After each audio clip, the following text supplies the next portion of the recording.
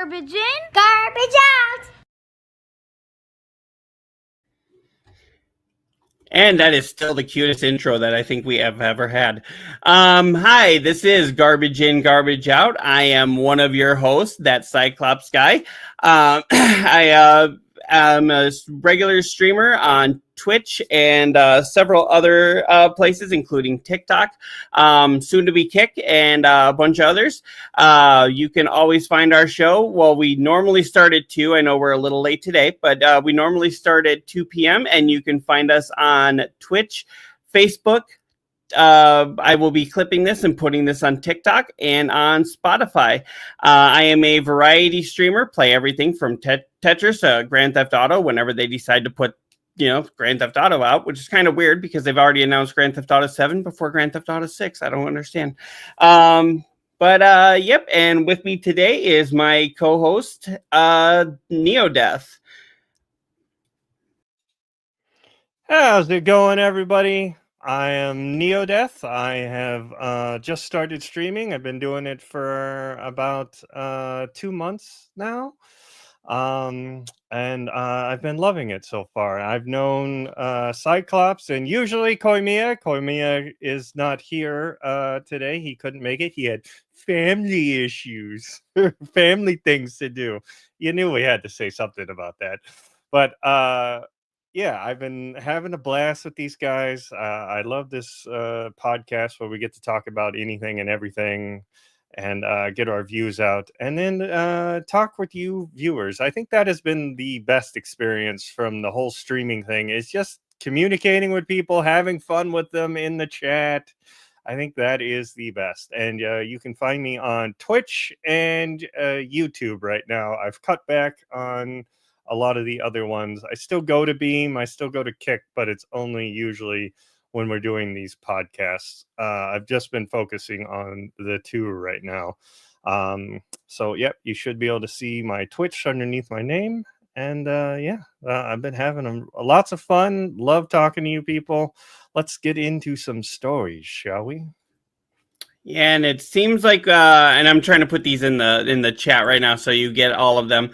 But yeah, it seems like we've got quite a lot of sad ones to start off the day. Or at least start this one off. And about what you said about Koimia, it seems like every time he's gone, we rip on him. But yet I was gone last week, and I think I got off light because you guys didn't do the show. Yeah, we didn't do the show last week because I think he still had family things he was doing, and I just liked it because it was a nice little break from all my streaming schedule. Yeah, and you just started streaming pretty regularly, if I remember correctly. Like I remember a long time ago you streamed for a while, and then all of a sudden you were kind of gone, and now you're back again. Yeah, I mean, that was back during the pandemic where everybody's a streamer because you had nothing to do, right? You're all sitting at home playing video games, so that's when I first did it, and I was just doing it through the PS5, and it was hard to have a or PS4 at that time. It was hard to have the camera. You had to use their camera, and it was just clunky as crap. Oh God, I remember those. Yeah, no shade. Setting up their camera, because their cord could only go so far, and it was really bad. So I was like, forget this. And then 2 months ago, I got back into Magic the Gathering Arena, and I was playing one day, and I was losing spectacularly. Every hand I was losing, and I'm like, this should be recorded because I am losing in the best ways ever, or the worst ways ever, coming from my point of view. So I literally that day, as on a spar, got down OBS, set it up real quick, and I was like, oh yeah, I still have a Twitch. I put it out to Twitch, and away I went. And then I think that same week I came onto the show, and yeah, my camera was complete garbage. If you look at that first one I came on, I don't even think I had a background, so you can actually see the stuff that's behind me in the background. And it was just really poorly done on my end. And I've slowly been building up, gotten the green screen, gotten my lights, got a better mic, the Stream Deck, trying to make it more professional. And that's always good. Yeah, I started the same way with actually my very first stream. I didn't have a camera, a mic, or anything. It's literally just gameplay of Sunset Overdrive. And as I, saved up some money, I was finally able to get a camera, which was the PlayStation camera. And then, of course, when I got the Xbox, I was like, oh, I'll get the Kinect. So then, but I didn't have one that could go through. I had like a PlayStation camera for my PlayStation and a Kinect for my Xbox. So the cameras never really lined up. It was like, what is he playing today? I don't know. Just look at the camera, Right. Yeah. And then, I'm constantly trying to get the resolution right on certain things. Like I just played with my camera resolution again today, so it looks a little bit better, hopefully. I don't know if I like the Logitech camera, honestly. So yeah, if people have suggestions on what are good streaming cameras, I was looking at one. What was it? The like a Insta camera, Insta 360, I think it was, or something. Yeah, that they were said that was supposed to be kind of good. I don't know. I mean, also, I always thought, Yeti, that's a great mic, right? I thought it was going to be really good. So that was the first mic I had. And I don't know if I didn't have it set in the right position or what, but I was always screwing with my sound, trying to get, I would always be really low or whatnot. So I thought, that was the good mic, but turns out it wasn't. This is supposed to be the mic that everybody uses. A lot of podcasts use this mic. So what's the one that you have now? It's the Shure SM7B. You see it in a lot of people, and that's how I got it. Is I got it from a YouTuber who was using a mic, and I'm like, oh, he sounds so clear. What mic is that? And I kept asking him in the comments, and he wouldn't reply. So I took a screenshot and used Google Lens and was like, what mic is this? And it told me, and I'm like, okay, I'll go look that up. And then after I got sticker shock of seeing how much it was, I was like, okay, I guess if I want quality mic, that's what I got to go with. Yeah, I actually just got a Yeti mic. It was actually a $150 mic that I got for about $60. So, I mean, I feel like I got a deal on that. Right now, I'm just using the old one that I had, which was it sounds like your old one still. Yeah, it's the not Samsung, it's Samson. It's a Meteor mic, and I mean it's worked for me pretty well. But it's still that's pretty good quality for what it is. Oh yeah, and I'm gonna probably transfer because I've actually got it sitting right here. The mic that I got here. I put it on the arm. It was already on the arm when he gave it to me. So we'll see if this works a lot better. It says Blue Yeti on it. And then if this doesn't work, then yeah, I'll probably go with the one that you got there. Just know that the Blue Yeti, it depends on, it's very directional.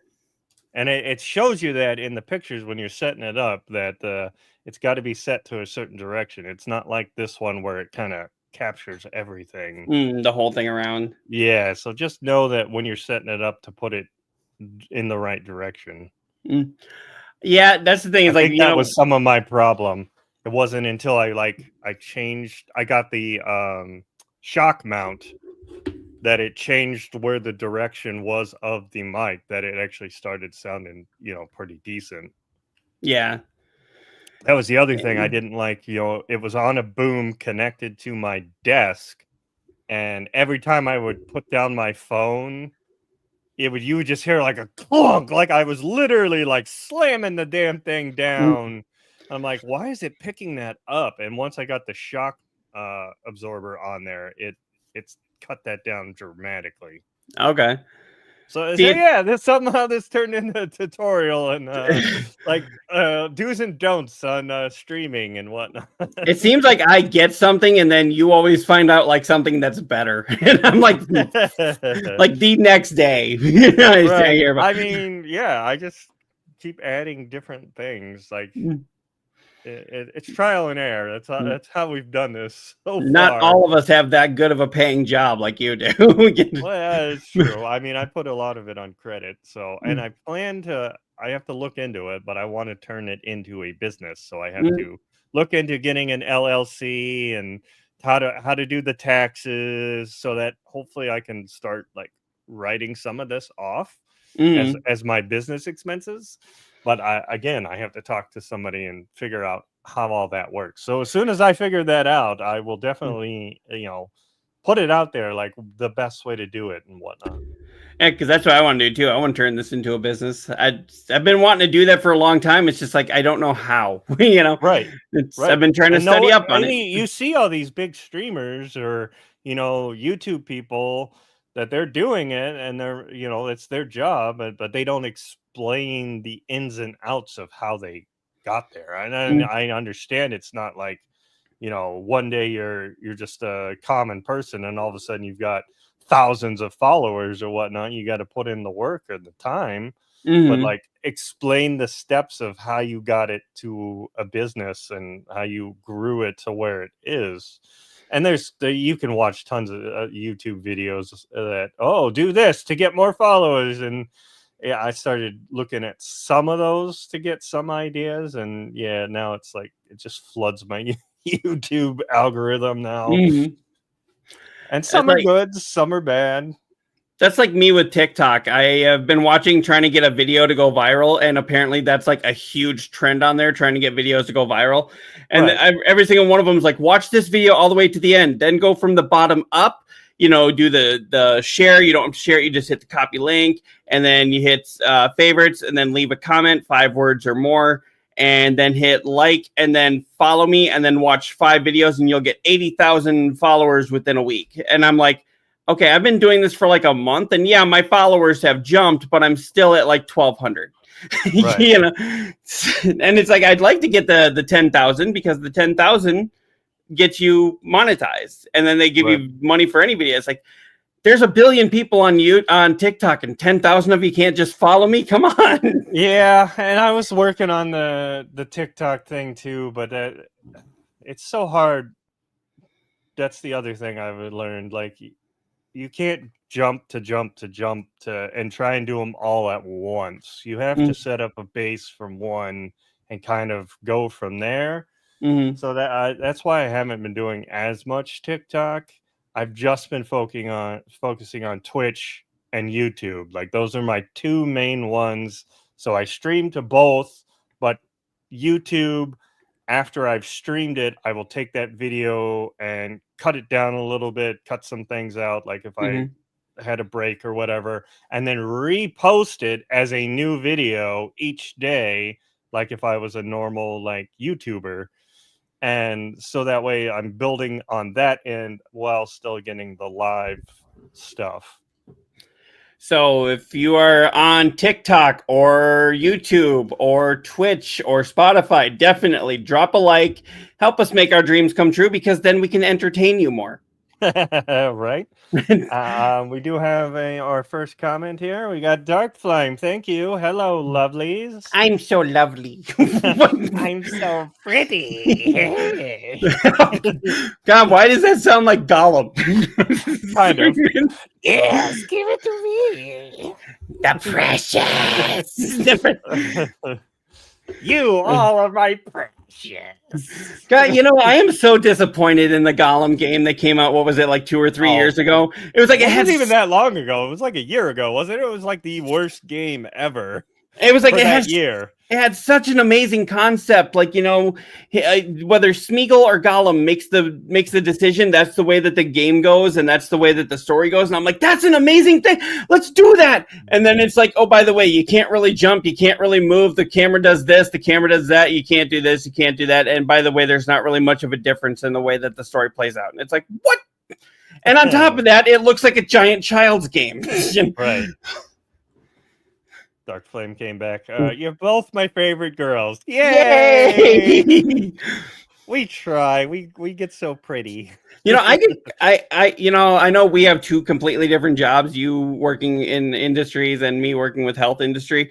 And I'm always getting called ma'am. I'm like, do I have that high of a voice that it sounds like a woman's voice? Yeah. I mean, the thing I always hated, like, because when I used to do retail, I used to have really long hair. So people would come up to me from behind, "Excuse me, ma'am," and I turned around. They're like, "Oh," they're like, "Yeah, guess what? Men can have long hair too." Mm. I've had it a few times where people are like, "Ma'am, are you there?" And I'm like, "You're the only ma'am on the phone," but it's a guy with a deep voice. I mean, like, "You're the only ma'am on the phone." Well, I'm not a ma'am. Yeah, you don't have like sure. that feminine voice or anything. It's pretty deep. You would go like, "What?" Mm-hmm.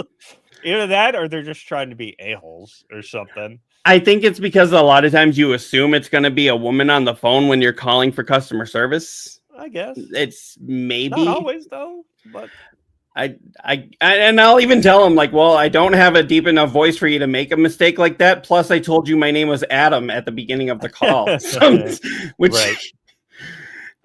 which is not a gender neutral name, right? At least at this moment, yeah. Give it a few months, maybe. Yeah. One of the celebrities, they'll come out, they'll try and use it as a feminine name. We've got celebrities with the name of Apple right now. I mean, yeah, you've got celebrities naming their kids weird fucking names, and then you got Nick Cannon who's just popping them out left and right. So you never know what he's gonna name them. Mm-hmm. So, but yeah, we actually went to go talk about sad things a minute ago, and we kind of got sidetracked. Yeah, we got a couple more comments here from Dark Flame. Started my new job 2 weeks ago, though. Congratulations! How's that going? I know you had to switch your schedule around just to do that, and how is becoming a normal human being that gets up at normal times? And well, then, I mean, you used to do overnights all the time, and now you're back into the land of the living. In the car industry I'm in, I did 10 years on nights. And when I moved to where I am now, they're like, you can be on days. I'm like, really? Like, oh my God, like, that's the best thing ever. Almost like Jeffrey from the Fresh Prince of Bel-Air when they're like, Jeffrey, can you get this? He's like, really? You'd really let me? That's your job. What else did Dark Flame say? Oh, you said Adam. I thought you said Abby. I've had that. They're like, I'll be like, my name is Adam. They're like, did you say Anna?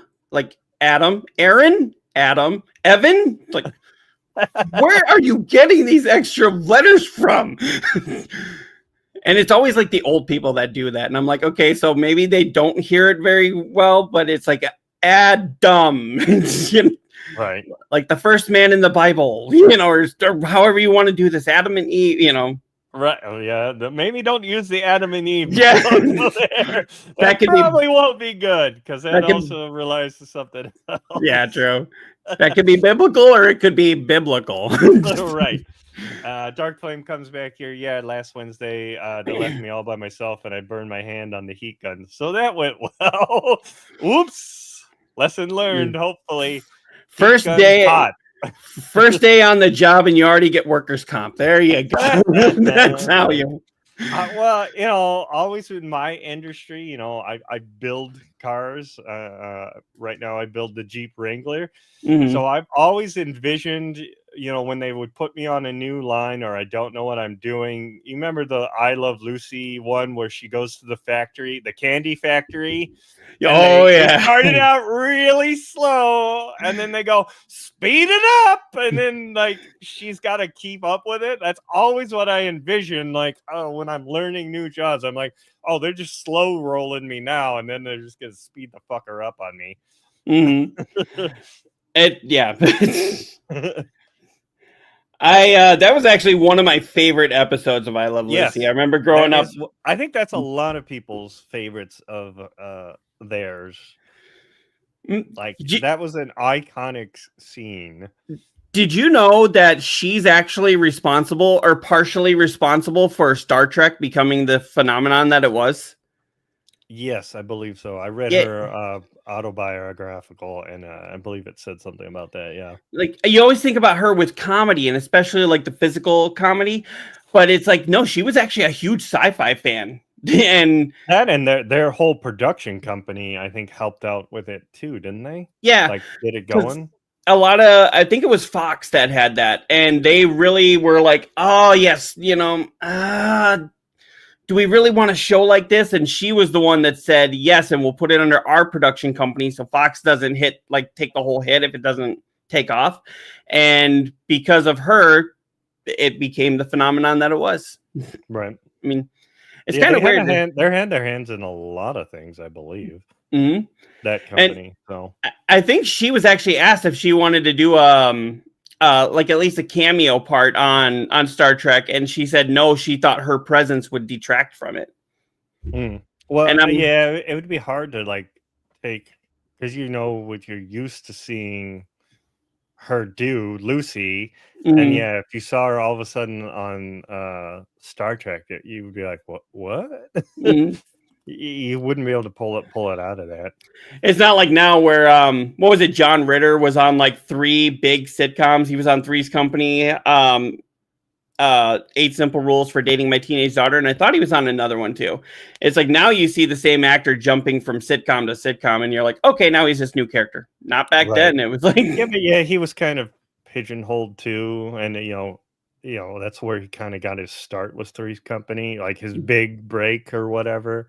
And yeah, I remember in his movie Stay Tuned, which is a phenomenal movie. I love that movie. Like they make fun of him, his sitcom, and I was like, oh, that's perfect. He's making fun of himself, tongue in cheek, but it's an homage to it too. I love when celebrities can make fun of themselves. That's why I think Seth Rogen, even if he has like box office bombs, people still forgive him because he'll sit there and make fun of the box office bomb. He'll be like, "Look at how stupid I was." Right. Yeah. The one that he still defends is Knocked Up, and I'm like, yeah, but that's probably because Katherine Heigl has been like just trashing it ever since it came out.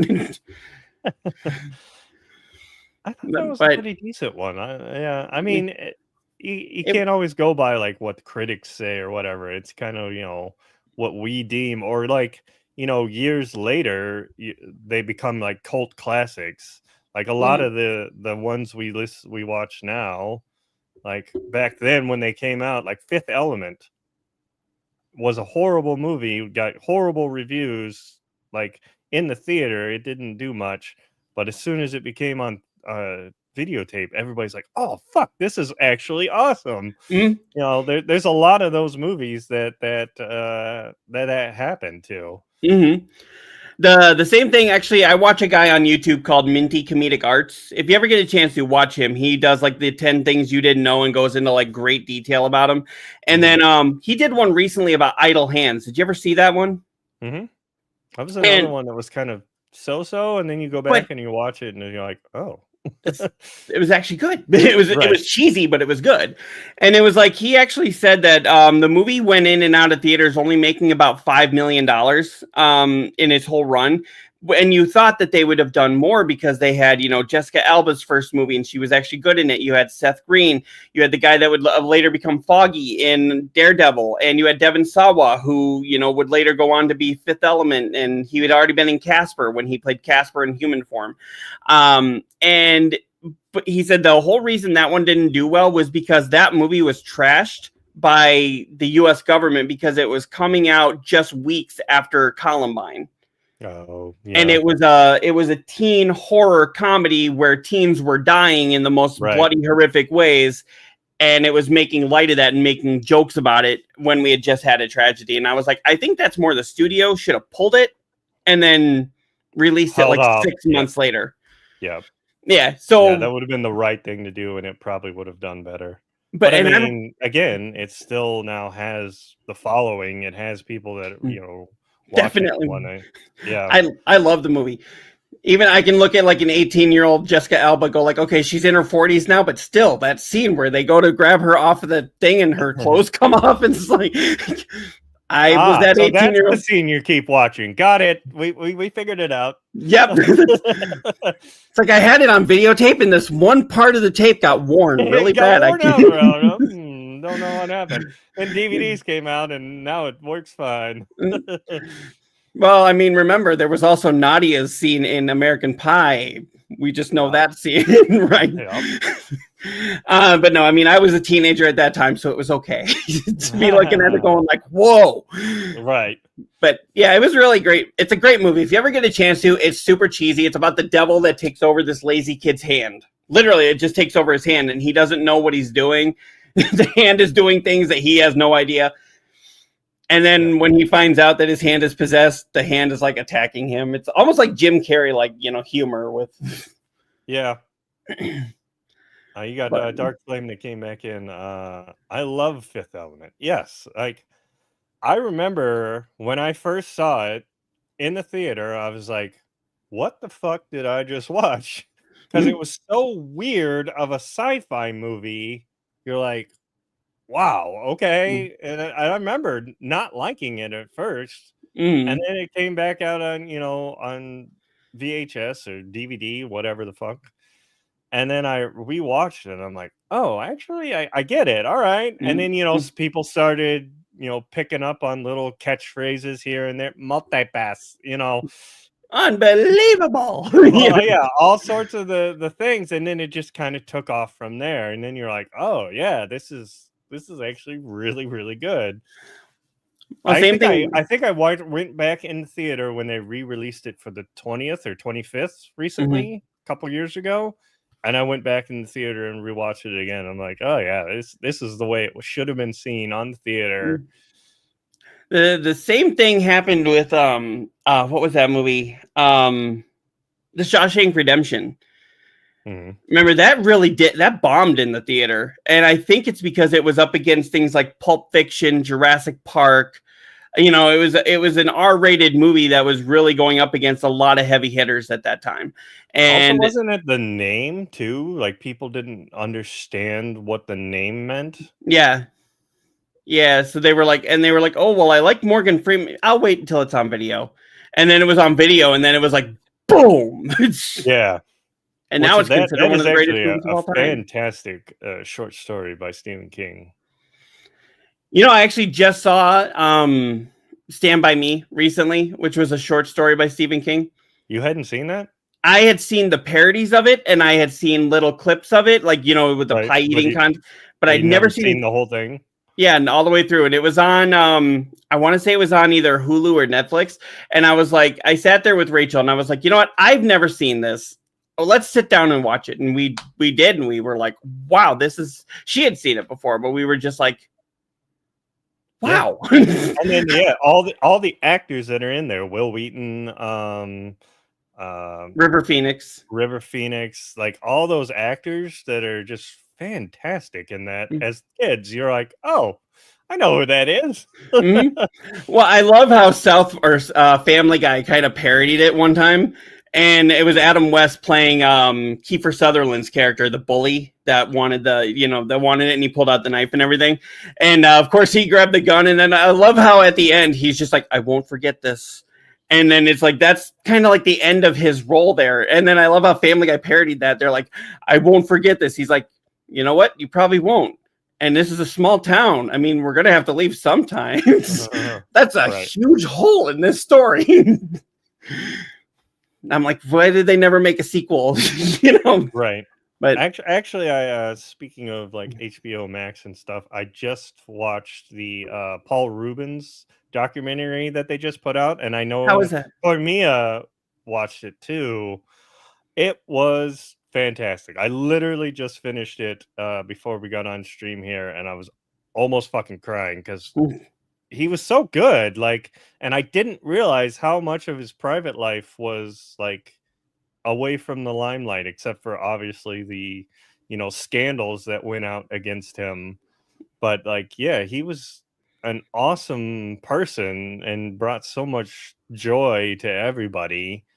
And then to have all that shitty stuff happen to him. I mean, honestly, maybe he shouldn't have been doing that in the adult theater, but would it have been that big of a deal? That's the thing, though. He always denied that happened, that he was not doing that it was like kind of a setup on him. And he was never found guilty on it, but that as soon as you say Paul Reubens, that's the first thing you think of. Kind of like, Marilyn Manson. The first thing you think of in the 90s was he had his ribs taken out so he could you know what?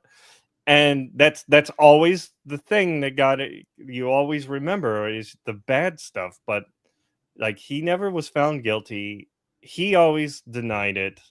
And there was another scandal that went around that I don't remember that they talk about in the second half also, where he was accused of child pornography and being a pedophile. Mhm. And again, he was not found guilty. And it was just that he had collections of like old gay porn that they were trying to use against him. Just to, sully his name more. But yeah, it sucks that we did that to him when he was such a great actor and, a giving person. Yeah. right. Like, so yeah, there at the end, I was like, oh man. and yeah, and even at the end, like, he didn't let people know that he had cancer. Like, even the people doing the documentary, they say it in there, like, we had no clue that he was fighting cancer the entire time that he was giving these interviews. Like, he was that private of a person. Mm-hmm. But yeah, definitely go check that out. It's on HBO Max. It's a great documentary on Paul Reubens. Yeah. And I know Koimiya would be chiming in here too. Oh yeah. Hopefully he'll be back next week and he can give his 2 cents on that. I'm hoping to be able to watch that. I don't have HBO Max right now. I've got Hulu, but I've got it from what it was before, where it was Hulu, Disney Plus, and ESPN Plus. Even though I don't watch a whole lot of sports, it was the better deal. So, right. So, but now that they give Hulu, Disney Plus, and Max, I was like, I need to switch. Right. But it's something you said of that third one. Mm-hmm. But speaking of some childhood memory people and actors that brought a lot of people joy, we missed this last week because we weren't on here. If you can hit the button there. George Wendt, the beloved beer-loving Norm on Cheers, he died at the age of 76. He was from Chicago, and also a lot of people know him from Cheers, but he also had a recurring role on Saturday Night Live where he was part of Chris Farley's sketch, The Bears. You're right. Yeah. Yep.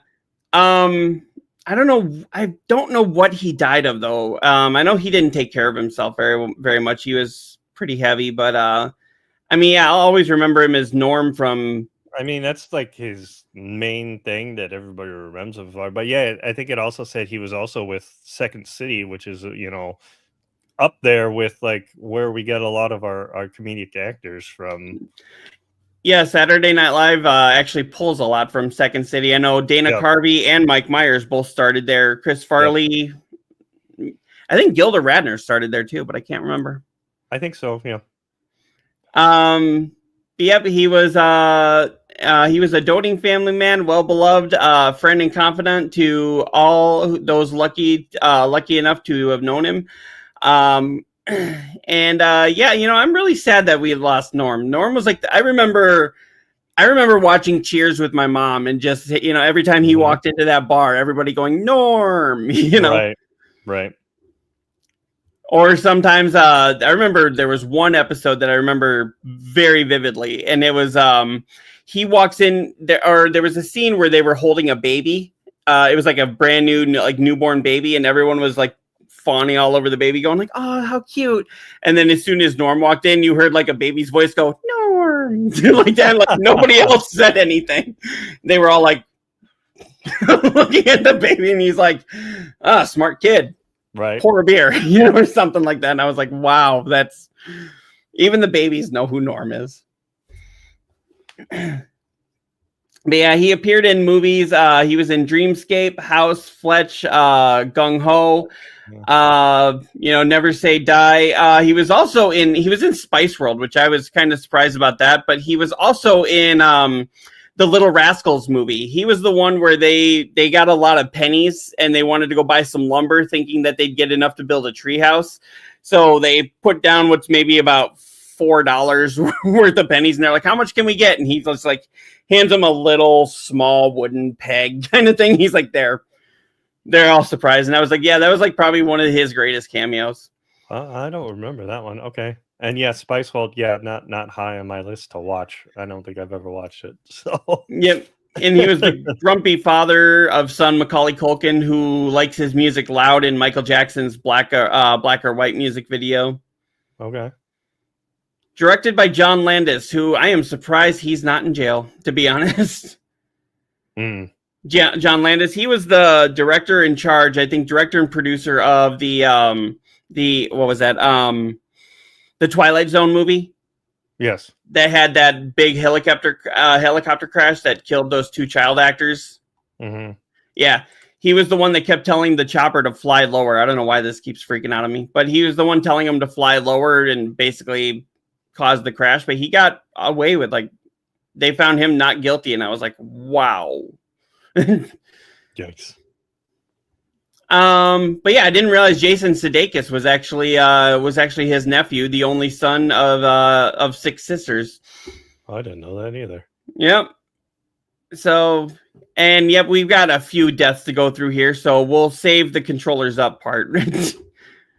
Yeah, it was a somber 2 weeks we had here, especially this week. Mm-hmm. I anytime. I know this is morbid, but anytime you get a bunch of celebrities like this, I always think of the meme of the Grim Reaper and a vending machine trying to get Donald Trump, and he pulls out Norm, or pulls out the wrong one, and they're like, is Trump even in this thing? Yeah. Whoever the meme they're going after. Lately, it's been the Trump ones that I've seen. Yeah, I've seen that one too. And I saw one. It was like shortly after Betty White passed away. He was like, "Come on, I want Trump." Trump. Ah, crap! I got Betty White. People are gonna be mad. Right. But yeah, there was another one just recently here too. The Incredible Hulk author and actually co-creator of Space Cases on Nickelodeon from the early to mid 90s. Yeah, Peter David passed away at the age of 68. And as you can see here, yeah, he had a 12-year run as an author for the Incredible Hulk. Yeah. He was making the Bruce Banner Hulk divide more explicitly, a superpowered version of the dissociative identity disorder, because, we have to actually say what the disorders are instead of just letting them be superheroes. Right. He also had runs on Aquaman, Young Justice, Supergirl, and the Sensational Spider-Man. So he worked with both DC and Marvel. Outside of comics, right here, he also wrote scripts for movies and television. He co-created Space Cases, an early vehicle for Firefly, and Family Law. I've never heard of this one, but what is that? Jules Satate? I'm not sure how to say that. Yeah, I don't either. And he also wrote episodes of Babylon 5, Young Justice, and Ben 10, Alien Force. So, very multi-talented man. Yeah, the comic industry definitely misses him. Mm-hmm. I can see why. I mean, somebody that's been that influential in the industry. Right. And I would play the theme song for this, but we might get pinged again like we did last time. I mean, we got pinged, but it didn't last. On my video it said it was okay. It said it found copyright material or whatever, but it's still dumb how it does it. I think they have to, when you're doing a YouTube, if you've ever put a YouTube video, I think if you say you can remix it, I think then it's allowed for other people to bring it up on screen and talk about it. I think that's how that works. I'm told that's how it works. I don't know. But yeah, it's totally depends on what you're streaming. Because I've seen people, doing articles or talking about videos, and then they don't seem to have a problem, but I don't know. Unless they have a team working for them that fights it all the time. Right. But yep, Alf Clausen, the Emmy-winning composer for The Simpsons, has died at 84. There. And now we have a little bit of it there. Yep. Yeah, veteran composer. He's won 2 Emmys, 30 nominations, whose whimsical scores brighten such television series as The Simpsons, Moonlighting. Yep. And purely coincidentally, Alf He did that one too. Okay, so Alf did Alf. Alf did Alf. I heard that they were thinking about doing a reboot of Alf, and I'm like, yeah, but I think the cast and crew hated that show enough that they won't come back. Yeah, I don't know. Like, I don't know if they were going to do a complete reboot or like a reimagination or whatever they want to call it, like they've done with a lot of the 80s nostalgia stuff.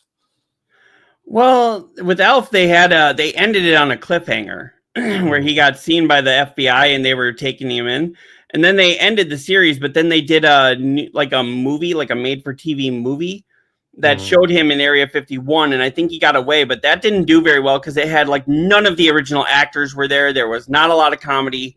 And it was like, what are you doing? This is just a cash grab. But I think they said that he got back to his home planet. And I'm like, you know what? They could definitely do this with a new family. But I don't know if it would hold the same magic. Yeah, it was kind of like a lightning in the bottle at that time on TV.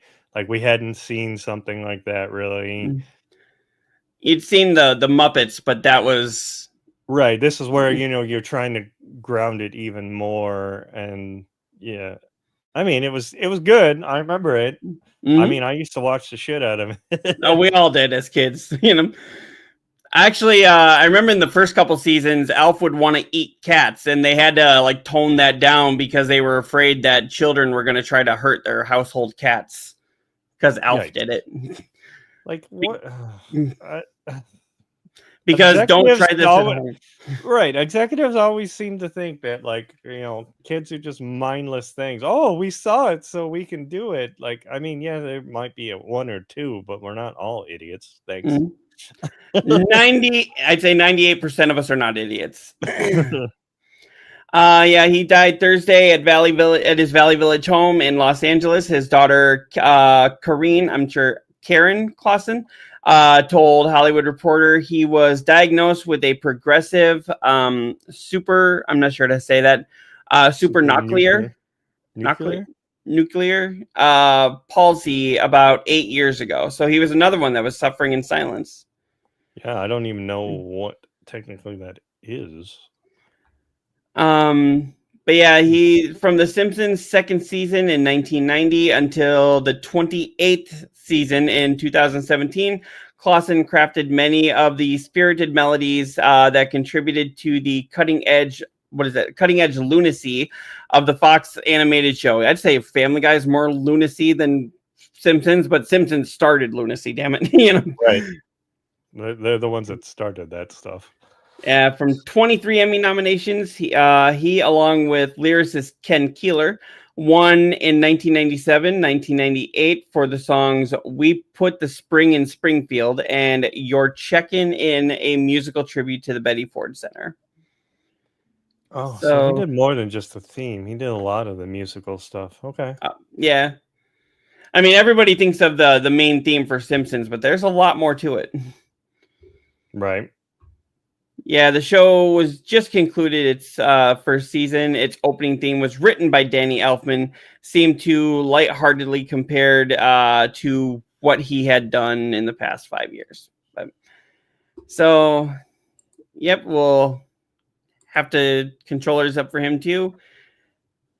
We got too many of these. Sorry to say, but yeah, next. Yeah. And this next one hurts really bad, at least for me. Did you ever watch the show MASH?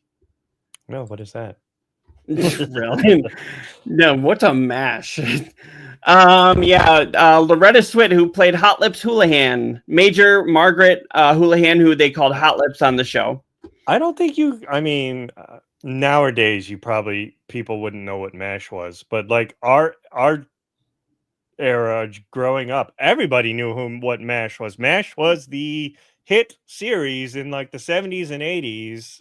Like that was the show back in the day. Like everybody compared everything to MASH and how that was ran.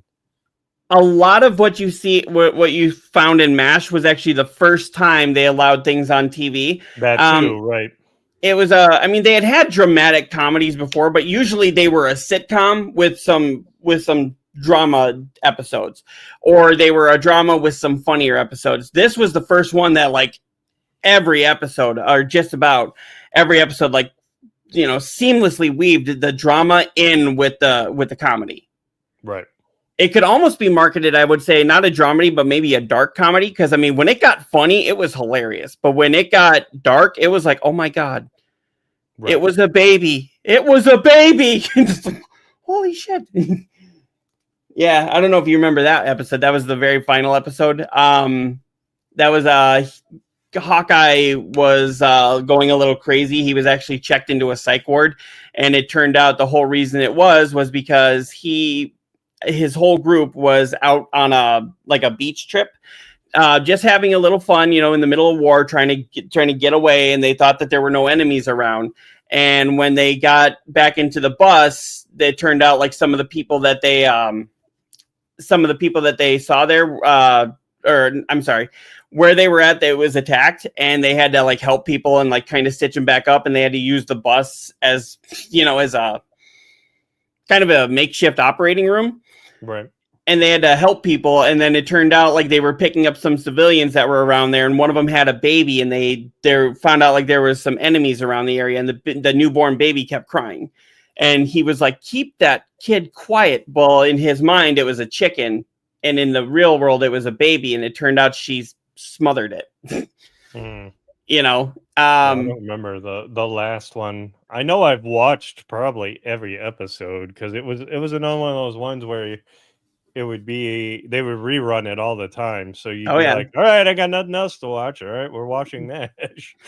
And is it just me? MASH seemed to start off as like a funny comedy with like sprinkles of drama. And then after like the third season, it became a hard-hitting drama with sprinkles of comedy. Yeah. That wasn't necessarily a bad thing, but no. But yep, one of the major players in there was Major Margaret Houlihan, who she tried to be no nonsense, but Hawkeye's character did not make that. Or I'm sorry, Alan Alda's character didn't always make that easy. Yep, she passed away at the age of 87. Honestly, I thought she was going to last a lot longer, but yeah, CBS aired the show MASH from 1972 to 1983, revolving around the life of the 407th, the Mobile Army Surgical Surgical Hospital, which is what MASH stands for, which gave the show its name. The 2.5-hour finale on February 28th, in 1983, lured in 100 million viewers, the most watched episode for a scripted series ever. And that still hasn't been broken, not even by Friends, Frasier. Yep. Yeah, they broke a lot of things with that show. And actually, I think they were the first ones to be able to swear, like not swear in general, but like say some really hard words like bitch. I think they were the first ones that got away with that. You had a cross-dressing person on there. Like that was very faux pas back then. Yeah, so, I mean, imagine that kind of thing today. That like the LGBTQ community would be up in arms. I mean, let's just be honest, they would be, because you have Klinger wearing a dress to try and show that he's crazy to get out of the army, and everyone making jokes at his expense for it. Mm-hmm. I mean, that was a lot of it wouldn't fly. that was funny, and that was almost like roll on the floor hilarious back then, but that wouldn't fly today. Right. Yeah, and I mean they would use a lot of racial slurs, but a lot of times it was the American Army using racial slurs against the North Koreans, and then it was usually somebody there telling them don't call them that. But I'm like, I don't know, could you get away with that now? No, not at all. I mean, half the shit you couldn't get away with. Like we've said it before, you couldn't make Blazing Saddles in today's standards. You couldn't. No. It would never get the okay, or it'd be like a hard not rated or a rated R. Like, no. Which is sad, because I mean, comedy is supposed to kind of offend everybody, but maybe one day we'll get back. It's supposed to offend and open your eyes at the same time. Like George Carlin, like yeah, he's offending, but he's also educating. Mm-hmm. Yeah, my mother-in-law actually got to interview George Carlin in the 90s. Nice. That would be awesome. She worked for a newspaper. She was actually an editor there, but they didn't have a regular reporter to talk to him. And I thought she actually got to sit and talk to him, but she said it was actually an over the phone interview. And she's like, I didn't really like him. I thought he was too brash. I was like, he's always made it pretty clear he's not a big fan of reporters. Right.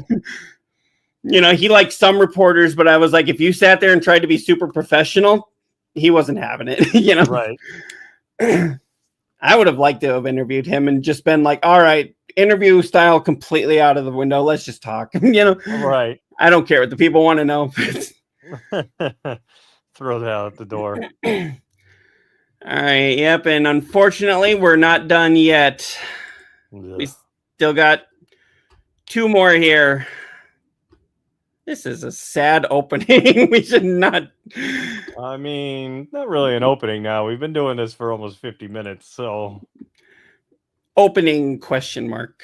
Oh wait, that could be pervy. Let's not do that. oh boy. Cool in the Gang, Michael Sumler dies in a Georgia crash at the age of 71. Cool in the Gang is one of the is that like more Motown or is that more kind of dance jazz? I don't know what it would be, Claire. I would think more Motown would be my guess. Or they call it a funk band, but yeah, Cool in the Gang died. Yeah. It's a lot of the songs that you hear at weddings that you probably don't know the artist of. It's probably them. It's probably them, right? It's either them or Earth, Wind, and Fire. Right. Yeah, he died Sunday night in a plane crash on Veterans Memorial Highway in Cobb County in Georgia. He was 71. It feels, I know Cool in the Gang hasn't really been around in years, but I know that they've done a lot of things on their own. But that's just really sad to lose him so suddenly like that, Right. So you said plane crash. Was it a plane crash or was it a car crash? It says traffic, so I'm guessing car. Yeah, Yes, car crash. Car crash. Okay, my bad. I was like, wait a minute. I don't see we have had a lot of plane crashes recently, but okay, yeah, here it is. One.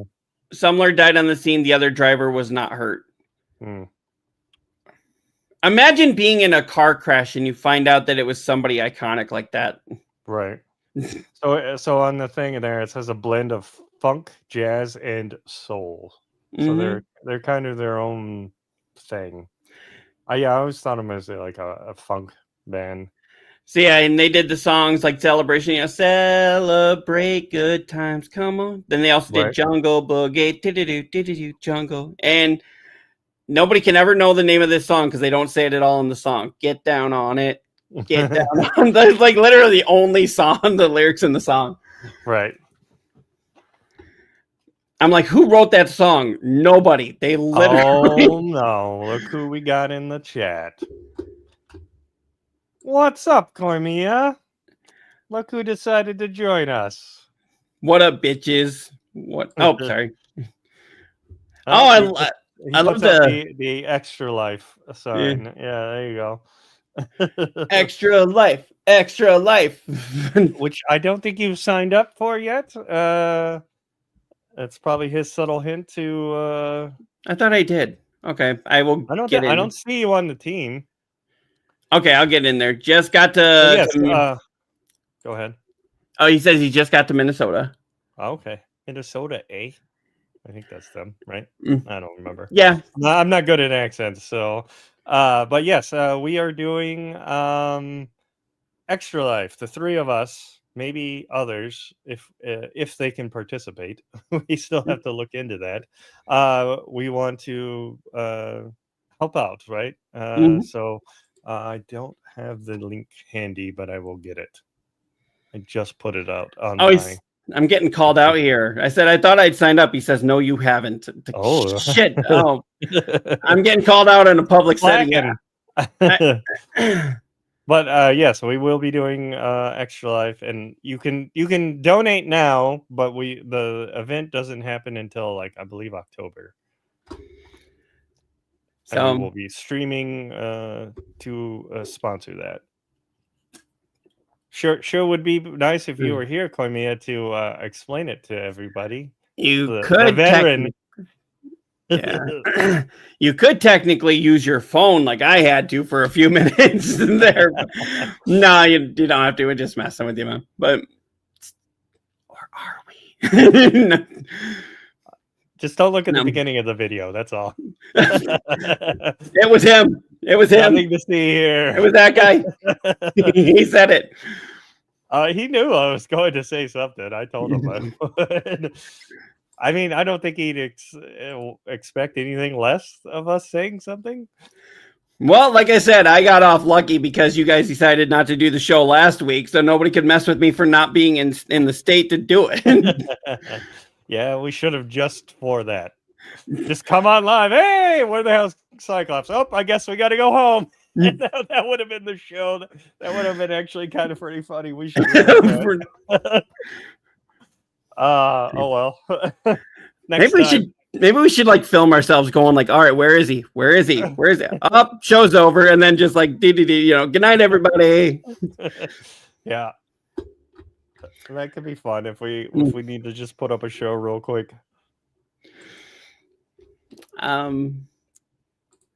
But yeah, we still have this sucks. We still have one more death to go through here. One more to go. Yeah. Actor Ed Gale. Now, if you don't know who he is, he a lot of times played Chucky. Now I know a lot of people are like, "Oh, wasn't that the voice actor?" It's like, yes, but a lot of times when you saw Chucky like running off to the side, or when you'd see him almost acting human, it was this guy.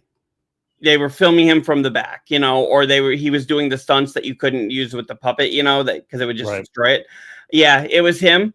Known for his role as Chucky in the Child's Play film series. He died at the age of 61. That seems too young to die. Gale's reportedly died. I think little people or with dwarfism, I think they have a shorter lifespan as it is. Yeah, typically. Unfortunately. Yeah. He said it was Ed's niece also confirmed his passing, just with the heavy heart. So yeah, he was also in a lot of other things too. He was born with dwarfism, made his film debut as the title character in Howard the Duck in 1986 before taking on the role of Chucky in the original Child's Play. 2 years later, a role he reprised in the sequels Child's Play 2, Bride of Chucky in 1998. Other film roles include Spaceballs, the Jingle All the Way, Tiptoes. Jingle All the Way. The Jungle Book, not Jingle All the Way. I don't know why I'm saying that, but the Jungle Book and Tiptoes, as well as starring in the children's show Land Before Time in the 1990s, and appearance in Weird Science, Family Matters, Sabrina, the Teenage Witch, and My Name Is Earl. I was like, when I saw Family Matters, I was like, who was he? But it was like he was actually on a date with Laura, and she couldn't get over the fact that he was a little person. Yeah, and then it was trying to figure out who he was in Weird Science. Like, I've watched that movie tons of times. Yeah, I don't know who he was there. In Jingle All the Way, I thought he was maybe that short elf or that short Santa that was, but no, that was Vern Troyer, who was Mini-Me. Right. So, and I think it's time because we're finally through all of the celebrity deaths. We can do this. Thank you all for all of the entertainment, for giving us childhoods, for making our childhoods good. And rest in peace. Yes, rest in peace. All right. I never know which controller to grab. I've literally just started grabbing one. Yeah, I made sure this time I grabbed the God of War one just to have a different one. Yeah. And then I did post the Extra Life. It is in the chat, and there it is on screen. Also, if you want to go to our group, Garbage In, Garbage Out, and then you can go to individuals, but we're all working for the same thing. So, and because I'm being yelled at, I might as well just do it now. Yelled at. I'm being yelled at here. I feel like it anyway. But yeah, I will definitely. I thought honestly, I thought I was already on there, but I will get on there now. We sent a link where you can join the group through that, and you can just sign up that way, and then it'll automatically add you to us. Okay. All right. Yep. And I know. While we're talking about that, I know Dark Flame was debating on if they wanted to help us out with it, but they are also in another country, so we don't know how that's going to work. I know the Looker, when he was on here, he was curious about it, and he would be awesome to help us out. But again, he's in Canada, so we have to look into if people from other countries can help do it also. I don't think we've. I sent an email to Extra Life about that, and I never got anything back. So, did you? Okay, yeah. I didn't know if you actually looked into it. Yeah, I sent him a message, and I haven't got anything back yet. So I don't know who saw it, or I guess when you sign up, see if there's anything in like whatever everything everybody scrolls through. Yeah. if it has that, if you can see if people from other countries can, because I know they said they wanted to help us out. So yeah, it'll be great, and I hope they do, because if we got people from all over the world that want to help out, why not let them help out? It's helping sick kids in the hospitals and their families through the power of video games. Right. What is not to love about that? And I mean, if you watch we can run the video here at some point, but man, that video about how it started with a little girl in Texas, right? Watch that and try not to cry. But yeah, also speaking about things that make you want to cry, I don't know. Did I like how you do that? Oh boy, Ed, we just had a segment of like people that all passed away. That wasn't enough to make me want to cry.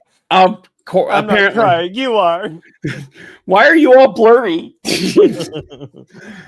I used to do that to my wife. I'd be like, "I'm not crying. You're crying, but why are you all blurry? Why are you moving all around?" She'd be like, "Shut up." But yeah, the Geralt, the actor who played Geralt in The Witcher 3, is saying that people calling the Witcher 4 woke is just stupid. And as you can see here, read the damn books. Right. I love that. Read the damn books. Yeah, there were a lot of people that were upset that you're going to play as her in the Witcher 4, and I'm like, she's been a main character in a lot of stories, Yeah, right here he says, Doug, I'm not sure how to say his name. Is it Cockle? Cockle? I would think so. Yeah, the voice of Gerald has hit back at the criticism of The Witcher 4, focusing on Ciri, and told so-called fans of the franchise to, quote, read the damn books. That's just stupid, Cockle said, and of the backlash against CD Projekt Red's next The Witcher role-playing game, sparked due to it featuring Ciri as the protagonist for the first time instead. He says it's not woke, Cockle continued. Speaking during the video published by Fall Damage, there's nothing woke about it. Ciri's a cool character from The Witcher, and they're going to focus on that character, and that's awesome. I actually am looking forward to it. Yeah, I like seeing things from like a different point of view, and I mean, she's very much got a different point of view. Right. I haven't actually read the books. I have them in audiobook form. I just haven't gotten to them. But a buddy of mine did, and he said, yeah, that it changes perspective a lot in the books. And characters change. So, I mean, exactly what they're saying, like, because you're going off of a source material of that, it's not like it's woke. And a lot of people nowadays want to label it as that because of whoever your protagonists are. Oh, if it's not a straight white male, it's woke. Right, pretty much. If they're gay, this is a woke game. If they're black, it's a woke game. If it's a woman, it's a woke game. It's like, shut the fuck up. Right. You sound so childish, Yep. Yeah, still despite Geralt continuing to have some sort of presence in The Witcher 4, the confirmation last year that his adoptive daughter would be taking center stage of the next game, and presumably the whole of the next Witcher game trilogy, sparkled an inevitable outcry of the series going woke from a minority online. Yeah, it's the minority, but they're a very vocal, very loud minority. Correct. It's like they think if they're the loudest, that all of a sudden we care that they, yeah, we can't just have Geralt for every single game, and that's true. I think some of the best games are the ones that switch up protagonists, or at least let you play as somebody else for a little while, even if you keep the main one. Right. Like, look at Uncharted. I know Nathan Drake has been the protagonist for the main 4 games, but at least in most of those games, you can play as somebody else for a little while. Right. The Last of Us, you get to play as Ellie for a good chunk of the first game, and then you play as her for the second game, and it was kind of a surprise that you got to play as Abby. Now, whatever you feel about playing as her, that's right. Whatever, but I don't necessarily like the route that they went, but I also am like, okay, but it also forced me to see this game in a different light than what I thought I was going to see it in. Right. So it did its job and surprised me. Right. You got Dark Flame that came in. They're taking this whole woke thing too far, in my opinion. Yeah, for sure. It's a label that's been thrown around now too much, like on everything that doesn't fit into certain people's status quo, and they just want to use it kind of like the leftist and all that bullshit on that side. Like they're just throwing labels around so that they can tarnish whatever it is. And the funny thing is, they think saying woke is an insult. It's like, no, it's not. It's never an insult, but they want to turn it into one. It's like, how's that working for you? Right. Yeah. But yeah, that article goes on for a while. But yeah, basically just he's telling them all to just STFU, which I say the same thing. Right. And then, yeah, speaking of another thing, this was another one. This isn't going on the woke thing, but there was also the Mindseye co-CEO claims that there's a concerted effort by some to trash the game and the studio. Suggests people are being paid or using spam bots to post negative comments.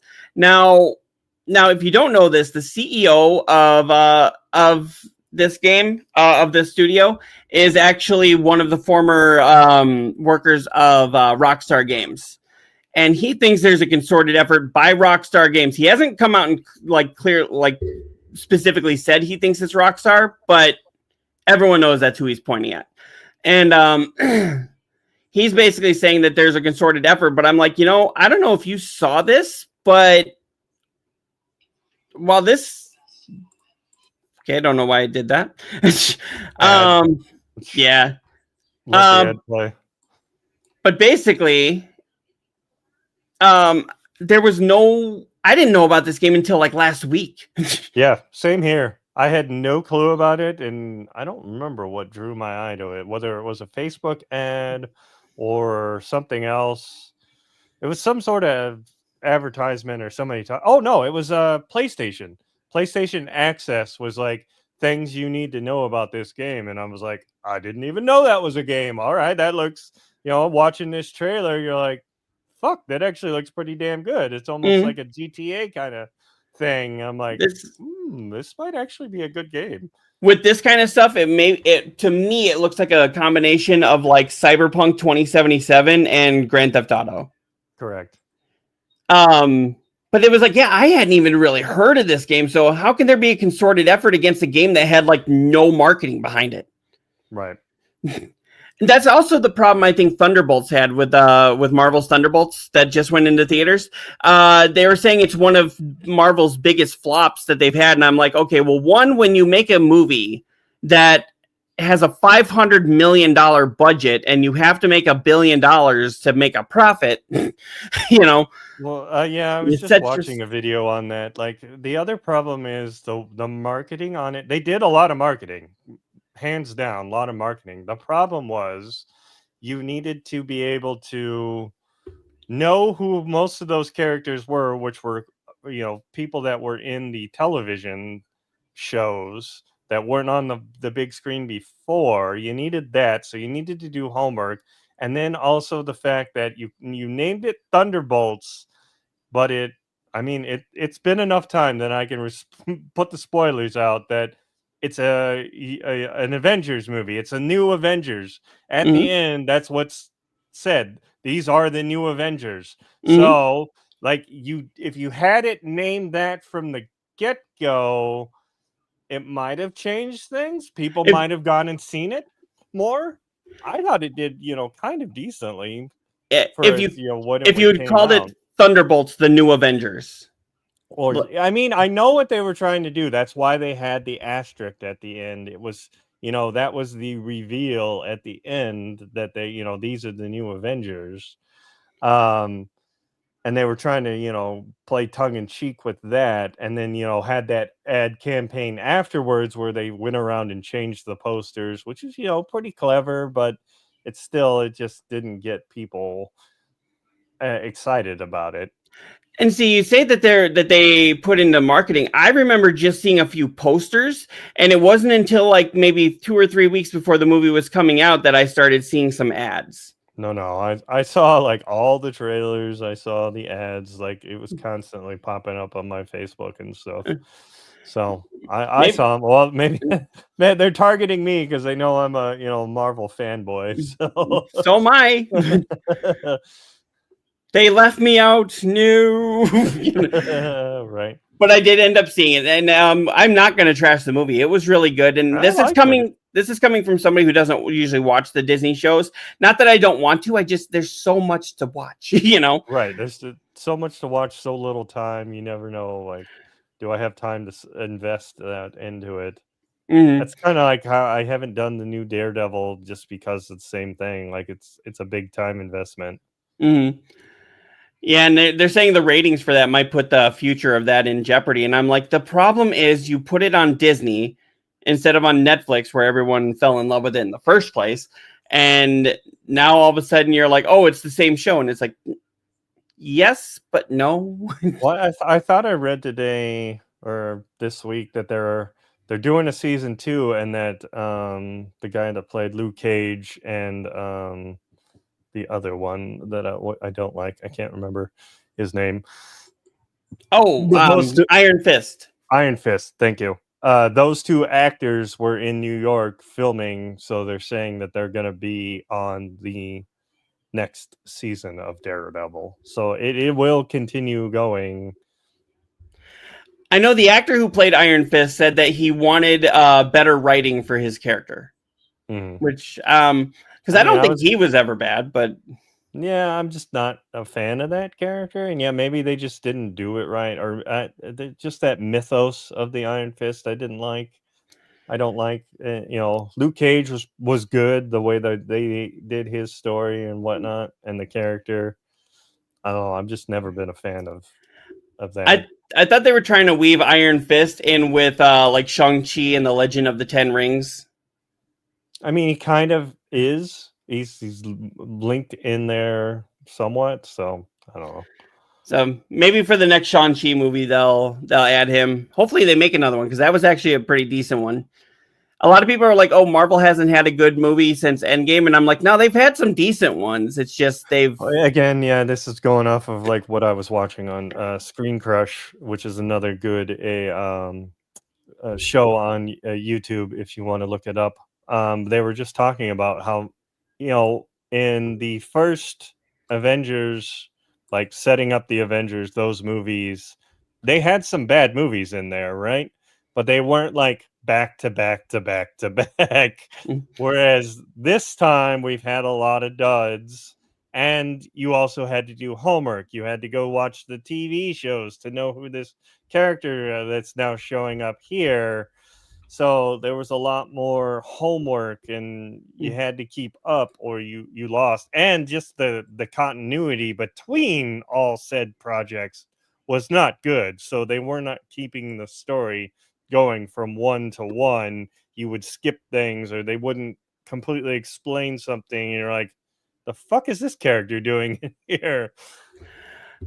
That's what I really liked about Deadpool. You didn't have to do any kind of homework for it to go in there and just enjoy a Deadpool movie. I mean, they usually try and, they'll do some expedition where they'll set it up. Even in the Thunderbolts, where they're all in that room together, they kind of do a little expedition of who each character is, right? Mhm. And then they continue the main story so that people that didn't know or whatnot, they still can get a grasp of who the character is. Yeah. Yeah, because that's how I learned a lot of them. Because I knew that one was Captain America from like another universe, and I knew No, he or- takes over Captain America before Sam Wilson does. right. And that was from Winter Soldier and Cap, I think, or whatever it was. And then the main character, I can't think of her name, the one with the white hair. I knew she was in the Black Widow movie. Right. And so was she was also showed up in a couple of the shows. Like she showed up, I believe, in Hawkeye, I think it was. So and you David kind of Harbour. knew that you knew who the character was. Again, if you watch those shows. And David Harbour was also in Black Widow. Yes, that character came from there too. Yeah, but these were all characters where it was like, okay, I know some of them. I don't have an emotional investment into them, though. Right. And the only of one course, you would really know is Bucky. Right.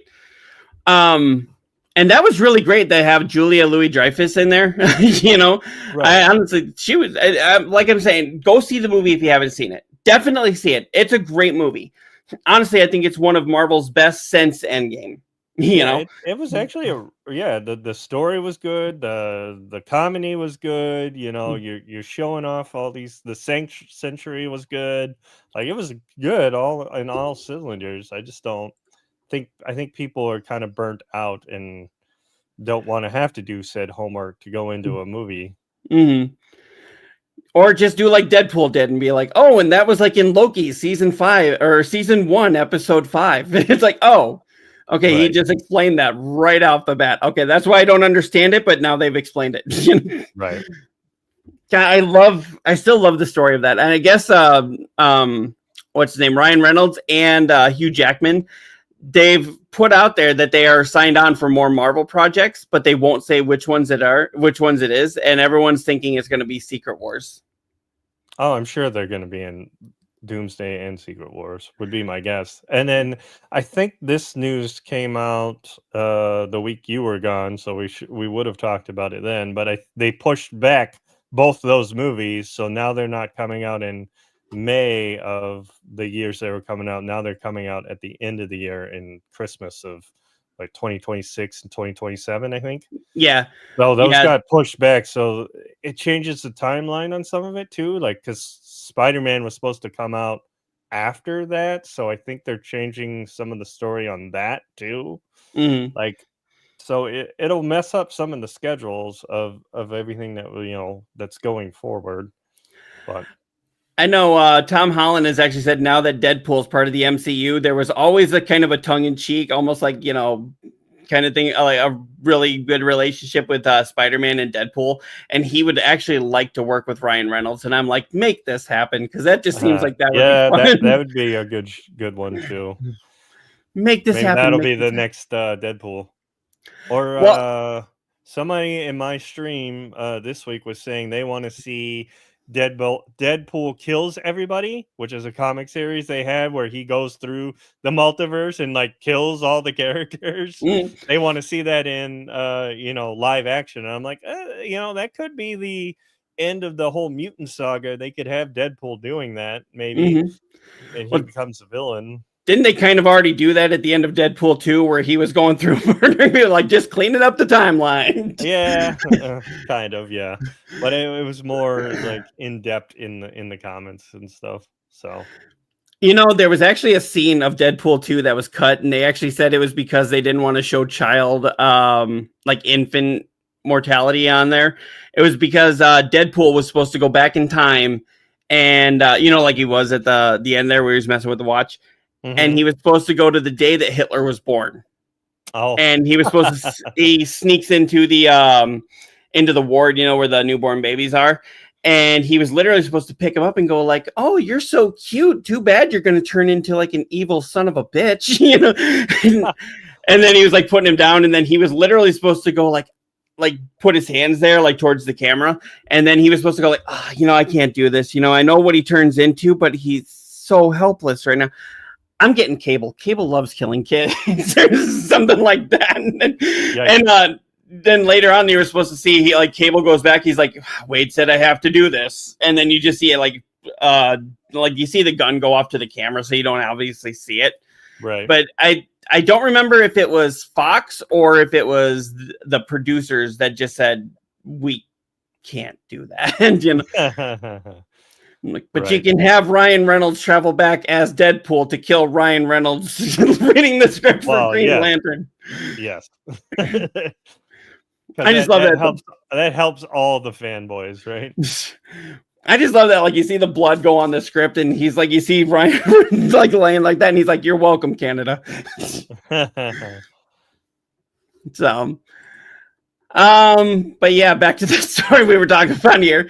Yeah, I think their big problem was that they really didn't advertise. Now, that doesn't mean that the game will be a flop, but I think it would have helped if they'd at least had after watching that PlayStation Access thing about what this game is and watching that trailer again, I think that'll be a day one I'll pick up. I'll be like, I'll give it a shot. Like, I'll stream it. Why not?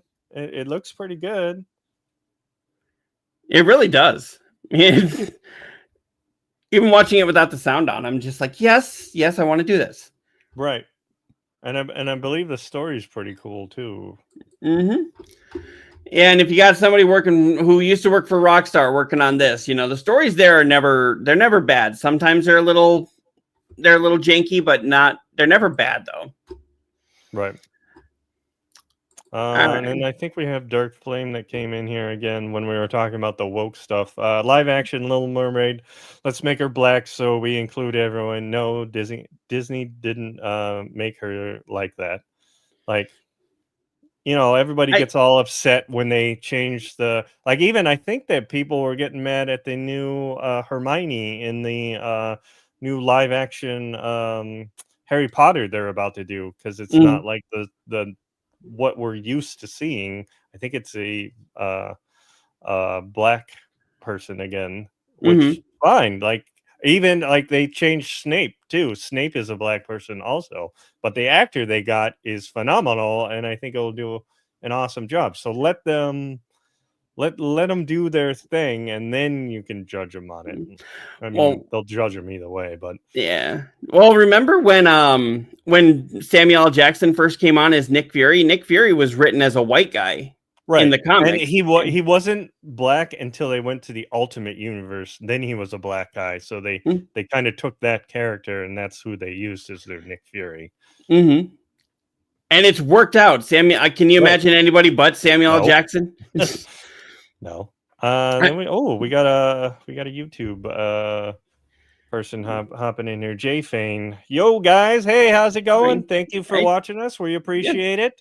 Very much appreciate it. Yep, sorry we missed it. It says you were at 50. Oh, a minute ago. I was looking at a different time on there. No. We that one I got.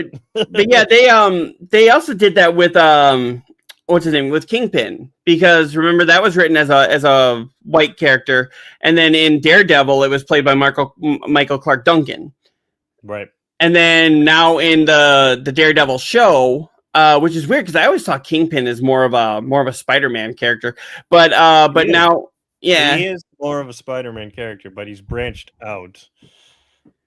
And now he's played to perfection by Vincent D'Onofrio. Yes, but they were trying to go for in Spider-Man or in the original Daredevil, they were going more for they wanted the mask that Kingpin always had, and D'Onofrio kind of brings both. I mean, he's lost a lot of weight, but he's still good. He gets it across. Mm-hmm. He's terrifying on screen. It's I've seen this guy in the good guy roles. It's oh, what a sweet man. But then I also saw him sugar in water. In Right. a few seconds, you're not even going to be matter. The Men in Black. It's like that's Right. the first time I remember seeing him as a villain, and I was like, but he's not the villain. It's just his skin. Right. Oh, and I love that movie. You know what? I don't care what's going on with Will Smith. I love that movie. Yeah. Back when Will Smith was, relatively decent. Mhm. I guess he's got a new rap album coming out, and apparently he It already makes. came out, didn't it? I thought they were still working on it. Okay. But I know that he said that he makes references to the Chris Rock slap, and I'm like, okay, you know what? Can we just get past that now? Yeah, but I mean, it's a thing. Like, it's you gotta mention it, right? Like it would be a disservice if you didn't. Again, he's got to like probably make fun of himself, right? To get around it. Did Chris Rock ever forgive him for that, or publicly? I don't know if he ever did. I don't know. I don't know if I get humiliated in front of the entire world like that, I might take a few years. Right. Yeah, I mean, that was the whole thing.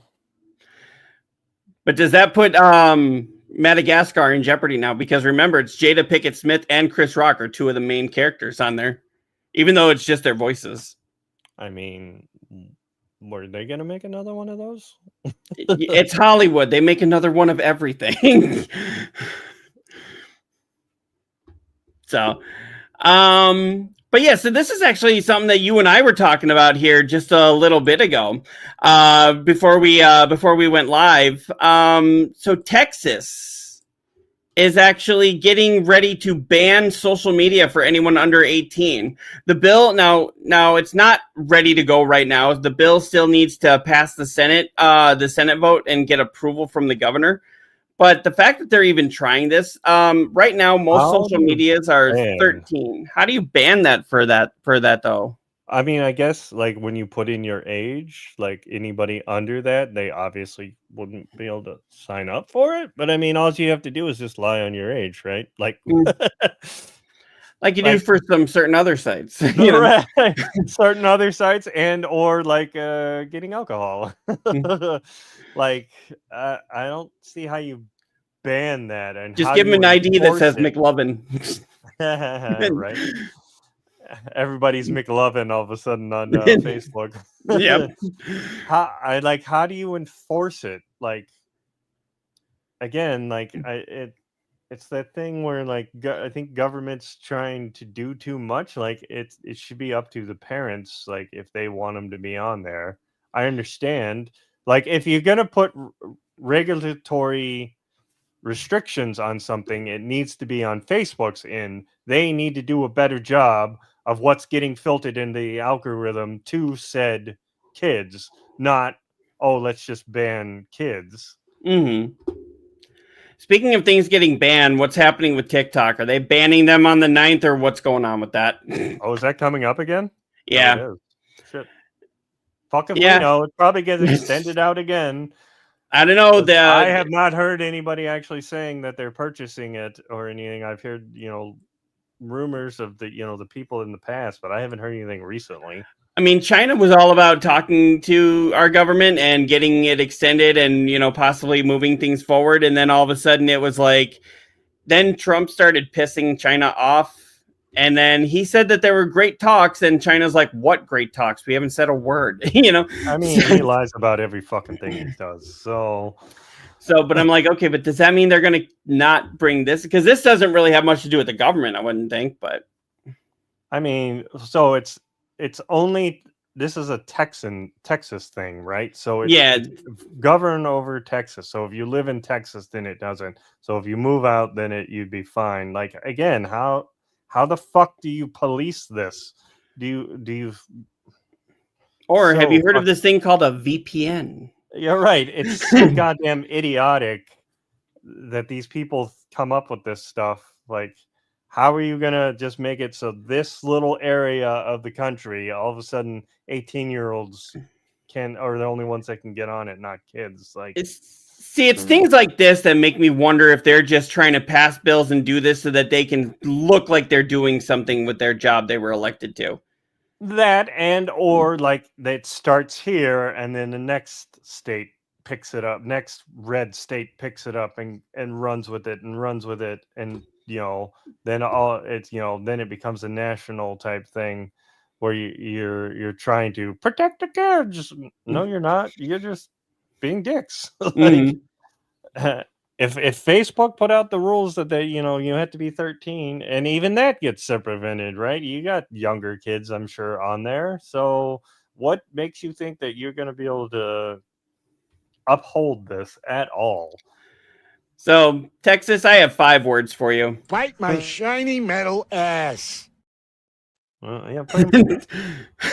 So, I was looking for a reason to do that, and I found it. But yeah, that was. I read that article, and I was just like, "You've got to be kidding me!" But this is the world we live in.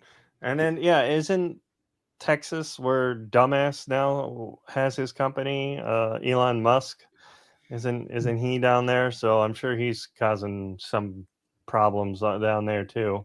Apparently he's leaving politics, and apparently he was on fentanyl while he was doing Doge, and he was on other drugs, and apparently he has a black eye now because he told his 5-year-old, who's in the White House all the time at every single press briefing he can be at, he literally told his kid, was trying to teach him to fight, and he said, "Punch me in the eye," and his kid did. And now he's got a black eye. And now he's like, I guess he's going to be an unofficial advisor to the White House. So he'll still be an advisor, but he's not doing Doge. And I'm like, yeah, what happened to that $2 trillion you were going to send to everybody?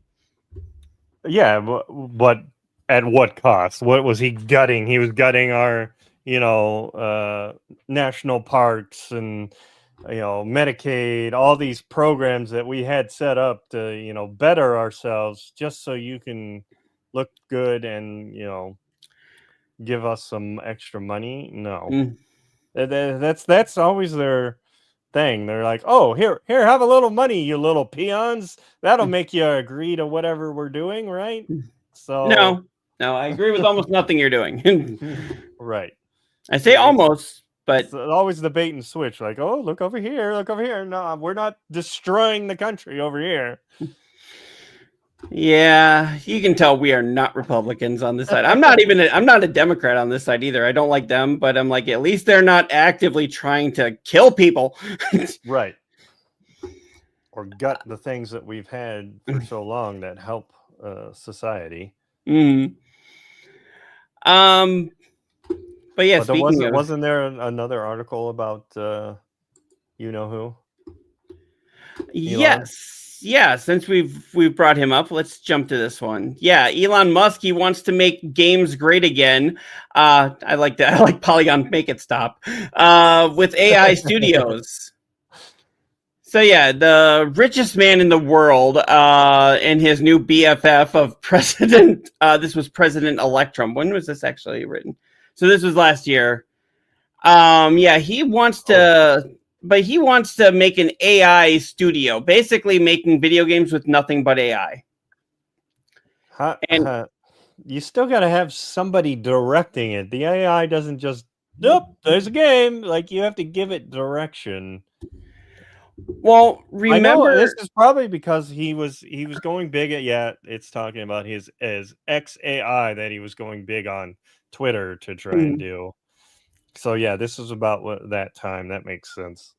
So this is just an old article that's popping up again. Yeah, but remember, what is that? SAG-AFTRA. They're still on strike against the video game industry because of AI usage.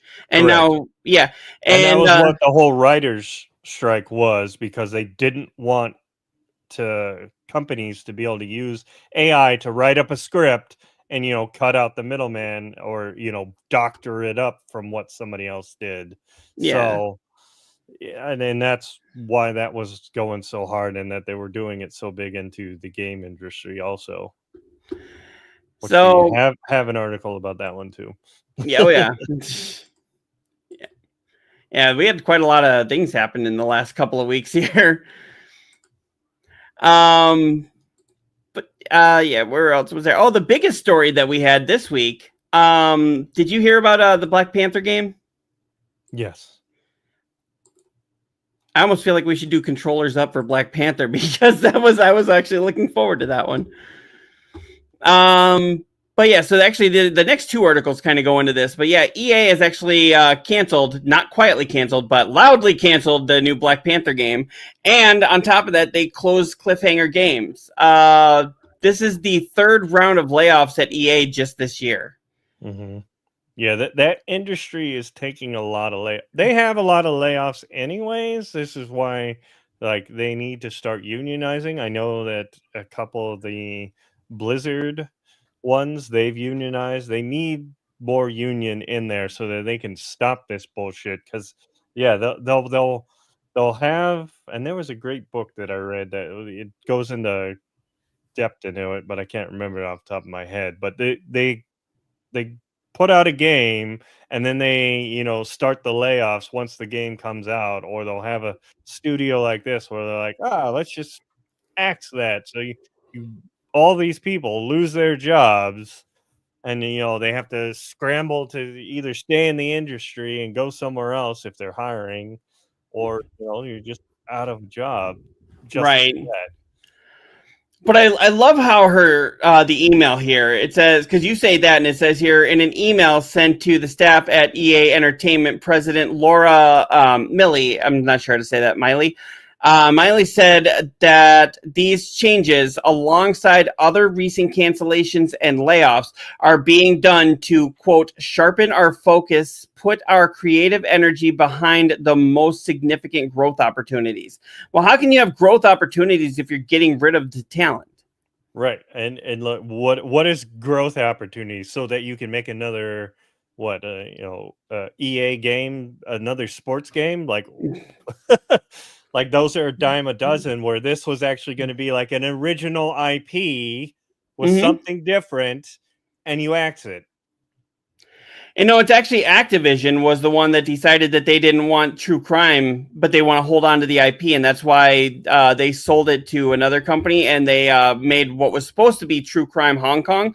They made Sleeping Dogs, and I'm like, you know what? That would have been a great Activision game, and Activision should definitely be making more true crime games instead of just EA Sports in the game, Right. It's like, no, don't get me wrong. If you're a sports game fan, power to you, but we want other things. Does the new sports game have to come out every single year? No. Like, it's like a Call of Duty. Like, does that have to come out every single year? No. I mean, I understand rosters change and people move, but that could be a fucking patch. You don't need to resell the whole game. I understand, they do more, they put in more features. Like, I was watching one of the 2K, the basketball game, you can go to the street or whatever, and they're trying to put more story into it, but it's like, come on, it's the same game. You've just reskinned this for years. Same thing with the old Madden. Like, they would come out every single year at August. It was like clockwork. I hate to say it, but isn't it the same thing with Mortal Kombat? Mortal Kombat's getting there too, but they at least they'll change up like some of their stories or graphics, or I guess it's not. They at least give you some new characters with new abilities. Right, they'll add in like characters that you've never seen before. Like, you can now play as the Terminator or the Predator, or all these wacky characters. You're like, fuck yeah, I've always wanted to do that, and now you can.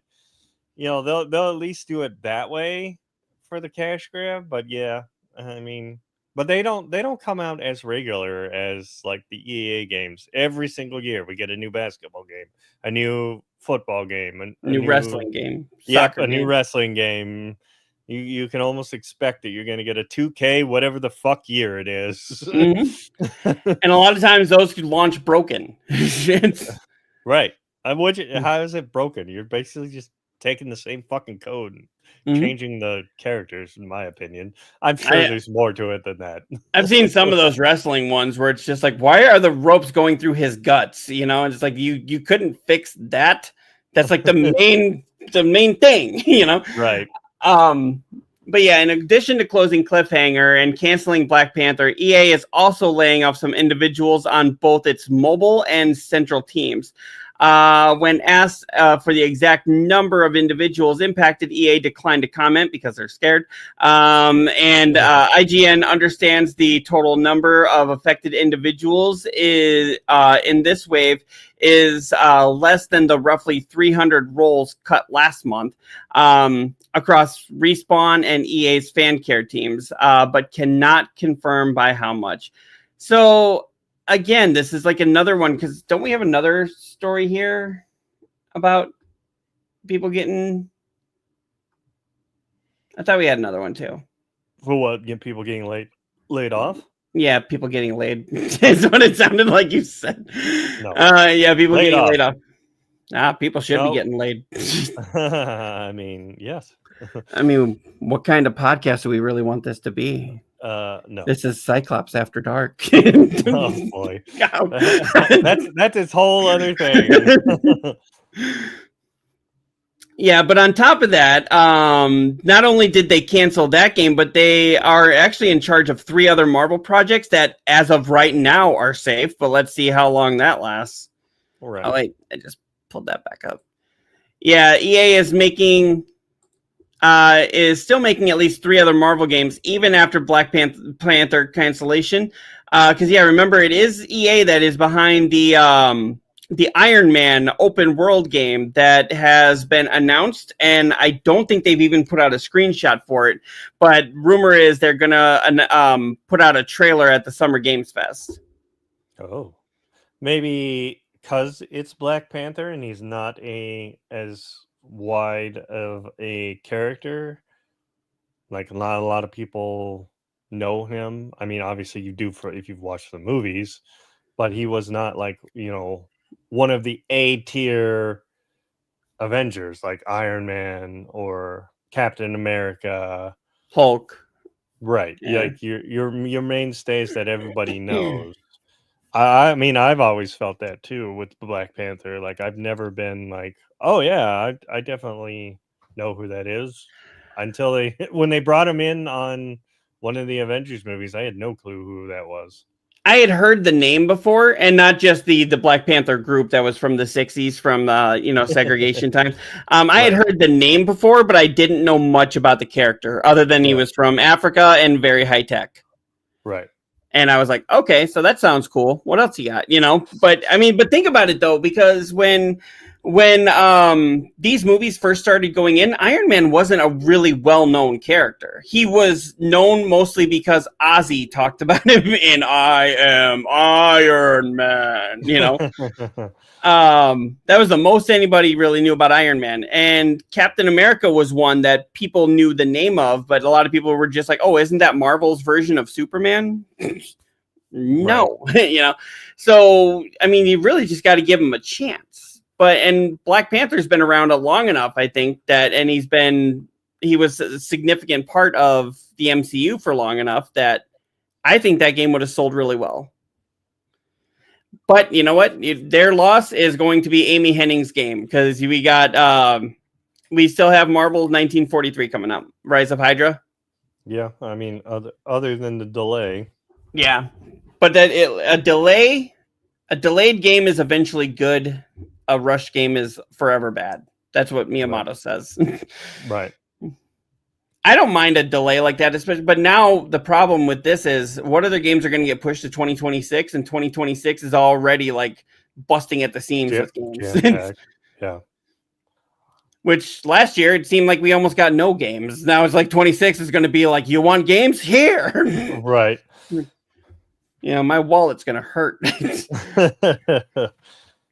But I got Game Pass.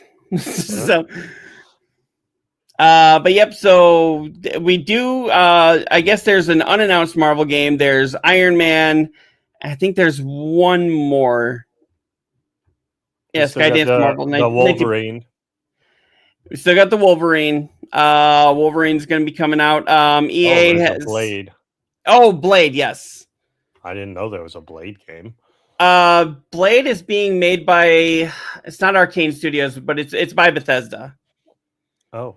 and they're actually doing it third person, which Bethesda doesn't do a lot of third person, you know. Right.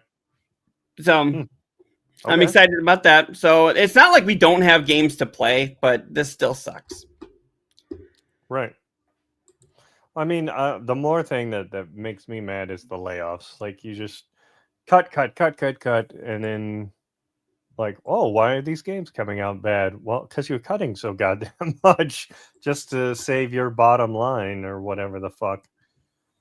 Yeah. I'm looking to see. I could have sworn we had. Okay, hold on. Maybe we got that one. But yeah, it just seems like they're cutting everything. And it's like everyone's like, oh, the gaming industry is dying. It's like, well, why do you think that is? Right. You gotta not cut. Well, didn't you have one about the union finally coming to? Yeah, I'm trying to find where that one went.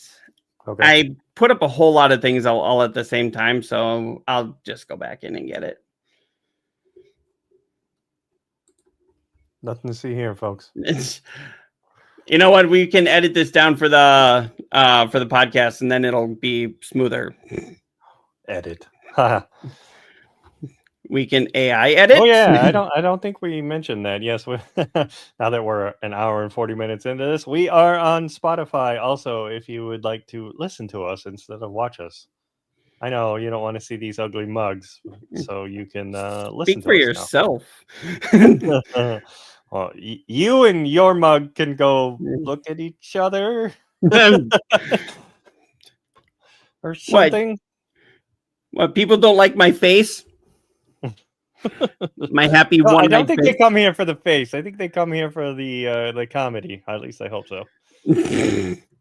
What comedy? No. Okay, I found it. The comedy and the articles, the news, and yeah, how we can go from Viagra to whatever else we did last time. Oh my god, that's why people love this show. It's like love or hate it, you know. Right, as long as you watch us. But yeah, here it was. Microsoft and video game workers union reached tentative agreement on a labor contract. The union of QA testers at Microsoft subsidiary ZeniMax will receive pay increases, more work protections if the contract is fully adapted. Okay. Or adopted, I'm sorry. But yeah, because there's been a big thing about the QA testers. The QA testers, in my opinion, are one of the most important parts of video game development. Yeah, definitely. You know, while they might not, where your bugs come from, if you don't have people doing that and don't have them, putting out detailed things, then that's where they slip through, right? Yeah, I know. What is that? Sony Santa Monica Studios, which does the God of War games.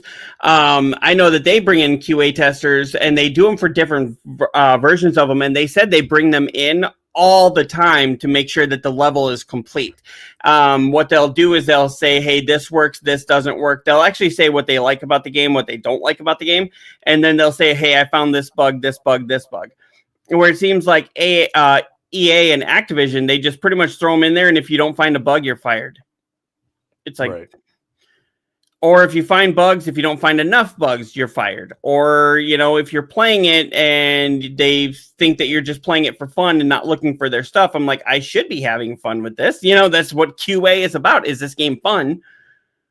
But yeah, so the QA Testers Union represents about 300 employees and has been fighting for several years for this contract. In response to the agreement, Jesse Lintz, a QA tester and union representative for ZeniMax, stated, "Video games have been the revenue titan of the entire entertainment industry for years," which honestly is not that far off. And the workers who develop these games are too often exploited for their passion and creativity. Organizing unions, bargaining for a contract, and speaking with one collective voice has allowed workers to take back the autonomy we all deserve. Right, and then it also says there that QA testers have been a hotspot for unionization efforts in the games industry, some of which have been targeted with union busting efforts, which they always do when people try and unionize, is they bring in the union busters to say how bad it's going to be to be a union. If you have to come in and tell them that it's going to be so bad and cost them, then obviously it's a good thing for you and a bad thing for the company, because the company doesn't want to lose all that control. That's basically what it comes down to. If your company tries to bust up your union, that's a good sign you're on the right path. Right. Yes. If they're going to pay somebody millions of dollars to come in there and tell you why you don't need a union, then there's something wrong. Like, they could be using that money in better ways, but instead they want to not give you guys what you want and your control and what you deserve. Mm-hmm. So, moral of the story, if your company wants to unionize, sign up for it. Yeah, definitely sign your cards and listen to what the union organizers are saying, because they know what they're talking about. Mm-hmm. So, but another thing that's going to be happening just this week, I'm actually really excited about this. We are going to get the Nintendo Switch 2. And as a result of... Why was this not pulling up? Because reasons, because something's got to go wrong every time. But yep, the Nintendo Switch phone app just got a lot better. So you can finally, you can upload your screenshots and videos to the cloud and download them directly to your phone. So kind of like you could do for Microsoft and Sony for a long time. Right. But yep, it's saying here the Nintendo Switch 2 launches exactly in 1 week, and in the lead up to the new console, Nintendo has updated the Nintendo Switch Online app and made it much more useful, because it wasn't useful before. It also has a new pithier name. Say goodbye to Nintendo Switch Online app and say hello to Nintendo Switch app. Okay. NSA. So you just took out the O. All right. And yep, they quietly put out this update. What was this? Just a couple of days ago. So if you haven't seen it already, definitely fire up that app and give it a shot. And here's your patch. I don't think I use the Nintendo app as much as I will use this like PlayStation's app, because I don't remember if you can even search for games on Nintendo's app. I was like, this is kind of a boring app or whatever. So maybe now this will change that. Yep, they go through the notes here. The app name change, obviously. Nintendo Switch 2 consoles are now supported, which no, that's a no-brainer. Screenshot and videos saved to your console's album, and now you can upload them to the app. You can now receive game chat invitations. More friend features are now available in the app. There we go. Yeah, you can now add friends via the app. Via or via? I don't know how people want to say that, but whatever. Same thing. Yeah. Tomato. What's a tomato? You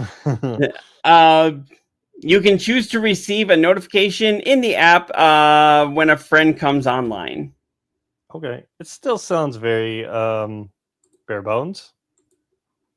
Compared to what we've had before. Yeah. Right. Like I said, the Nintendo app has not been thrilling ever, really. So I'll take the improvements, and maybe we can get a little bit better. Yeah. Didn't you also have another article about the Switch too? Yes, this is one that I know you and I were talking about here, and it sounds like this might be the way that you get one. Yeah, we'll see. Bring it up. But yep, I got it up here.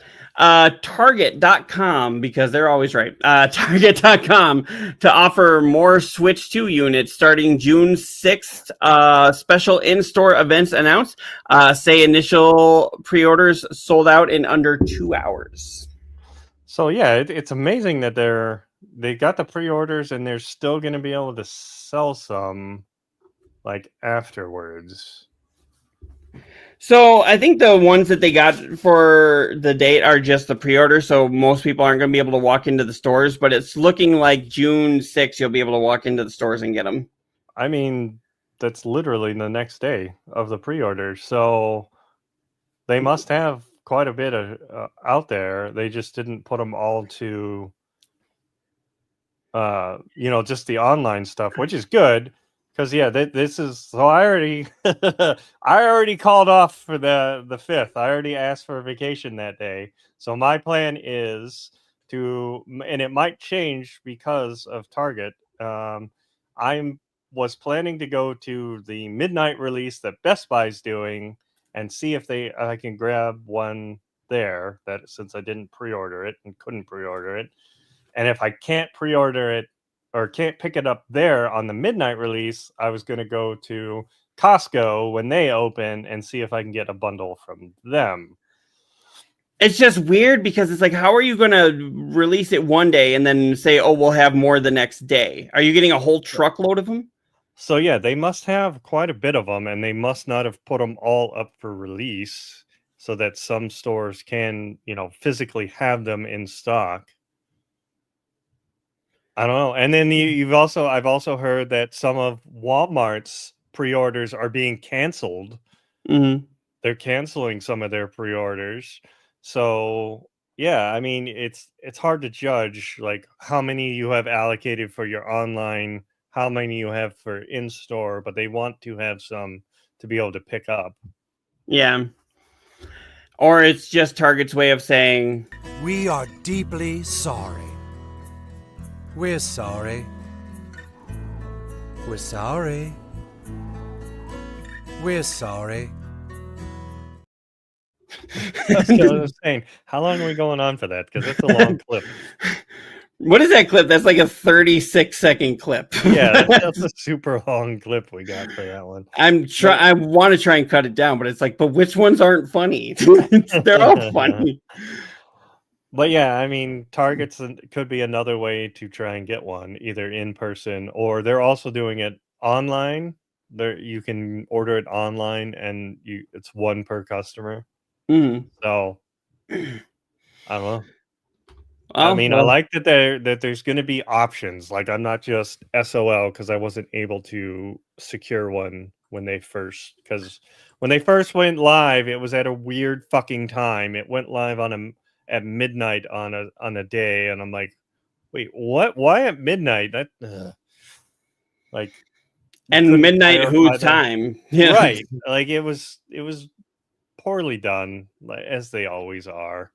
But it's like what people say for the Gremlins when they say don't feed them after midnight, and I'm like, midnight? What time? Like what time zone? Right. I love how in Gremlins 2 they actually spoof that. They're like, what if they're on a plane and it turns midnight? They started talking about it, yeah. You ever notice in Gremlins 1 they say don't get the Gremlins wet, but yet they can walk around in the snow? I didn't even think about that. It's like, remember, they like swim around in the snow, and I'm like, but that's just frozen water. Why are they not mutating? Yeah, I didn't even think about that till you said that. I'm like, oh, okay. That's and now you're thinking about it, right? Right. I guess it doesn't work if it's a frozen water. It has to be the liquid form that does something in there. I mean, we don't know what actually happens. So, but then what? When the water melts, then they start mutating. You've put a lot of thought into this. Apparently, we need to make a whole segment on this. We should do like movie plot holes. I mean, there's so many plot holes in most of the movies that we love. I don't know why my screen's doing that all of a sudden. Because reasons. Yeah. But yep. So, and anybody that may be watching here, tell me, how does that make sense? How can the Gremlins jump into a pool of water, or even just get like a little drop? Remember the scientist put a little drop and he popped out one Gremlin out of his back. How does that make them mutate? But you see them actually like caroling in the snow, walking around. You even see them at one point dive into the snow and like kind of run off. And it's like, Then again, I'm trying to incorporate real world. You got to check your brain at the door sometimes. Yep. Well, especially when it comes to movies and plot holes, because they don't always think all of them through. It's like it's a rule until it kind of Right. screws up what we're trying to do here. Right. All So right, it yeah. doesn't further the story, then I have we do have another one here. So this was kind of one I'm thinking, is this the end of an era for Xbox, like CBR was talking about here? Xbox, basically this thing is saying that Xbox is getting rid of exclusivity. So there's no more exclusive Halo on Xbox. There's no more exclusive Gears of War on Xbox. They're getting rid of exclusivity, but they're still saying they're going to stay in the console game. And I'm like, isn't the whole point of a console to buy the games that you can't get on any other console? right. But I mean, Yeah, and people are saying right here, the end of Xbox exclusivity may kill the console. How long until Halo is on the Switch? yeah, but Nintendo and Xbox have been like kind of hand in hand porting to each other and helping each other out. But yeah, I mean, I think they're going the way of Sega. I mean, I had a feeling they were going to go that way anyways, where they just make games and get out of the console business because it just costs so much for them. And the exclusives, and then buying up all these studios that they've bought up recently, they got to start putting in something, and that doesn't help with when you come out with a new console. So do you think they maybe just bought those studios so that anytime they sell a game to PlayStation, they get a cut of it? Probably. Because, yeah, it's saying here, one of the biggest shocks of the current gaming generation is Microsoft's decision to start putting prized first-party games on its competitor systems.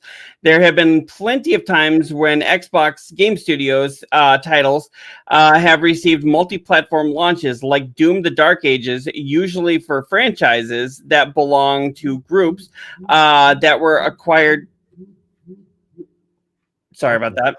That was my phone. I thought it was an Yeah, echo or something coming off of what you were saying. No, because I still have the regular microphone. So of course, when my phone is sitting off to the side here, it's on vibrate. I forgot to put it on silent.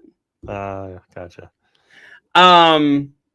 But yeah, Doom: The Dark Ages, usually for franchises that belong to groups that were acquired by Microsoft, like Bethesda. However, Microsoft is now offering its prized first-party exclusives on PlayStation and Nintendo systems. The most recent example of this is Gears of War Reloaded, which is now coming to PlayStation 5. This is one of the premier Xbox franchises, and it's now going to be available on other platforms, which doesn't make sense to me that they would have done that for Gears of War. But I mean, you play what, PC and PlayStation, so now you're going to get to see what I've been raving about for all these years. Right. I've never played that game because it was on Xbox, and I was always kind of against them. And then I just didn't like their console and their controller. When it first came out, was fucking huge. So I never went with Xbox. Yeah, I remember. So they look like this now, and this is a little easier to hold. If you compare this to the PlayStation controller, it's about the same. Right, but I still don't like where the control sticks are. I hate the way the thumb pad is down instead of, a normal PlayStation where you've got your thumbsticks right here. I don't want my thumbstick right here. Yeah, because this is the one that moves the character, and this is usually the one that controls the camera. So I hate that. I like them both in the middle because it feels more comfortable on my hands. Yeah. I don't know if you can see that, because it is kind of weird to hold it like that. I don't know if you can see that very well, but yeah. But I mean, that's just my personal opinion. And the whole, I was always a PlayStation fanboy over Xbox, so I just never got one. Fair enough. Yeah, I remember when the first Xbox came out, I was like, what, I gotta hold the whole thing in my hand? This is like... Well, yeah, when they first came out, that controller was fucking huge. I don't know who they made that controller for. They made it for Godzilla. Yeah, they did not do enough testing, or King Kong or somebody. That was not made for normal people. They had The Rock promoting it with Bill Gates, and it's like, okay, but yeah, maybe The Rock's hands are huge. Yeah, maybe that's why. We got a couple comments here. But you don't buy games anymore, which is true. they always say they can pull the license from them at any time. Yeah, that's the thing. Ubisoft is like, players need to get used to not owning their games, and I'm like, shut up. If I pay the money for it, I should if I'm own the paying the game. money, I own that game. And he also says, "Oh, RRP, Xbox Live Gold and online paid, and or whatever. As now, it's just Game Pass." Yeah, Mm. I mean, not you. Even Adam, like in our Cyclops when we were talking here, you brought up Game Pass. I'll just play it on that. Like, so I mean, that's how they're making their money now, is by putting games through that instead of like putting them out. And you also got PS5, 4, and 3 controllers now work on PC. Yes, which I love. I have like the newer Diablo that came out. I was playing it on PC with my PlayStation controller on my laptop before I had this rig, and that's how I played it, because it was way better to control everything. I gotta say, I know Junior personally here. Hi, Junior. But yeah, and then kind of furthering the whole, are they going to go the way of Sega? Remember when they announced, when Microsoft announced that they were going to get into the handheld gaming market? Well, now it's saying here that they're pulling back development on their own Xbox handheld to focus on third-party devices. And if you want, couple that with the story we just were talking about, that really makes me think they're not wanting to put a lot of effort into these consoles anymore. Well, I mean, all consoles, they lose out money. Like, they do not make money on consoles. It's always been a thing in the industry. You don't make money on the consoles. You make money on the software that you put out. So they're just trying to finally cut down on that. Like, the handheld one, so now you're going to go against Nintendo on handhelds, and you already know you've lost on that. Nintendo has that down, or you're that, or a Steam Deck. Like, those are your two main handheld systems. Like, you're not going to break into that and go, yeah, we won. Like, no. Yeah. I think it'd be best if Microsoft made games for the Steam Deck, because the Steam Deck is pretty good. Right. I mean, you kind of do. If you can play them on PC, you can usually play them on the Steam Deck.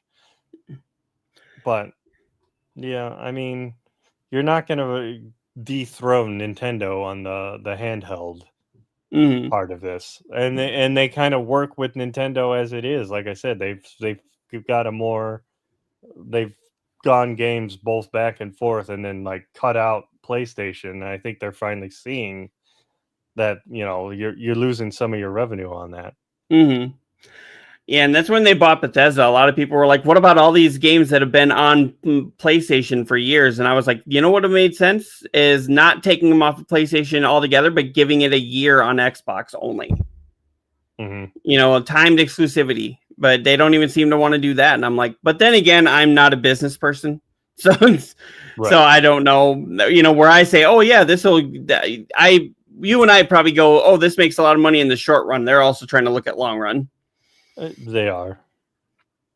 And then Junior did come back here with you. Ubisoft, Nintendo, and Steam all have said you don't own anything you buy from them. Nintendo has gone so far as saying you don't even own the Nintendo Switch system.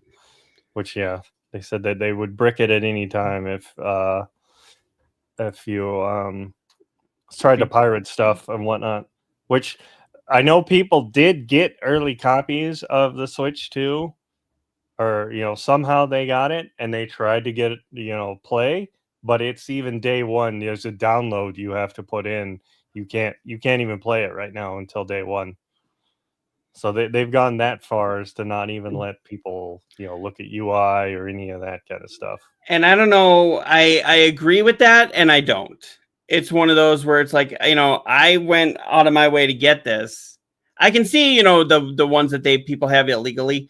But it's like, if I'm on there and it's my console, I spent the $500 to get it, I should be able to download whatever TF I want on there. It's my console. Don't brick it because you see that I've downloaded something you didn't agree with. Right. And yeah, as long as I'm not going online and trying to like compete and like cheat or whatever the case may be, what does it matter what I'm doing with my system? So does this mean, because a lot of people use this as their connection to the internet, does that mean if somebody uses their Switch to look at P-Hub? Right. You know what I'm saying with P-Hub? I'm trying to not get us. I know what you're saying. But yeah, P-Hub or X videos, or something like that. If I use that, is Nintendo going to go like, oh, they're looking at something we don't agree with because we're a family-friendly console? Let's brick their system. It's like, I'm a 40-year-old guy. I don't have any kids. Right. I'm an adult. I'm allowed to do that. Mm-hmm. Right. And he also says, and PlayStation has joined that. I don't know when he was talking about with the exclusivity. Yeah, saying that you don't own your stuff. Oh, yeah. Now I mean, when you used to buy physical media, that was yours. Like, you could do with it what you want. If I wanted to give it to Cyclops so he could play the game and not have to pay for it, that was my right. But we're now in the digital age where they say that they can pull it at any time. That's not right. It's the same fucking thing. I'm paying the same price for the same product. Remember I have the right. Remember at E3 where Sony really ripped on Xbox for that because of the Xbox One? And they did that whole video. They're like, here's how you share games with your friends on PlayStation. Hey, can I borrow that? Sure. Thanks. And it was like, that was such a slap in the face. And now it seems like like Sony's doing the exact same thing that they were ripping on. Yeah, they've all jumped on the bandwagon so they can either get more money or like if they just decide to get rid of it, then that's it. Yeah, and Junior, I'm really glad that you brought up Sony with that, because right here, Xbox Game Pass has been deemed unhealthy compared to PlayStation Plus, but this was being said by an ex-Sony boss. So take that with a grain of salt.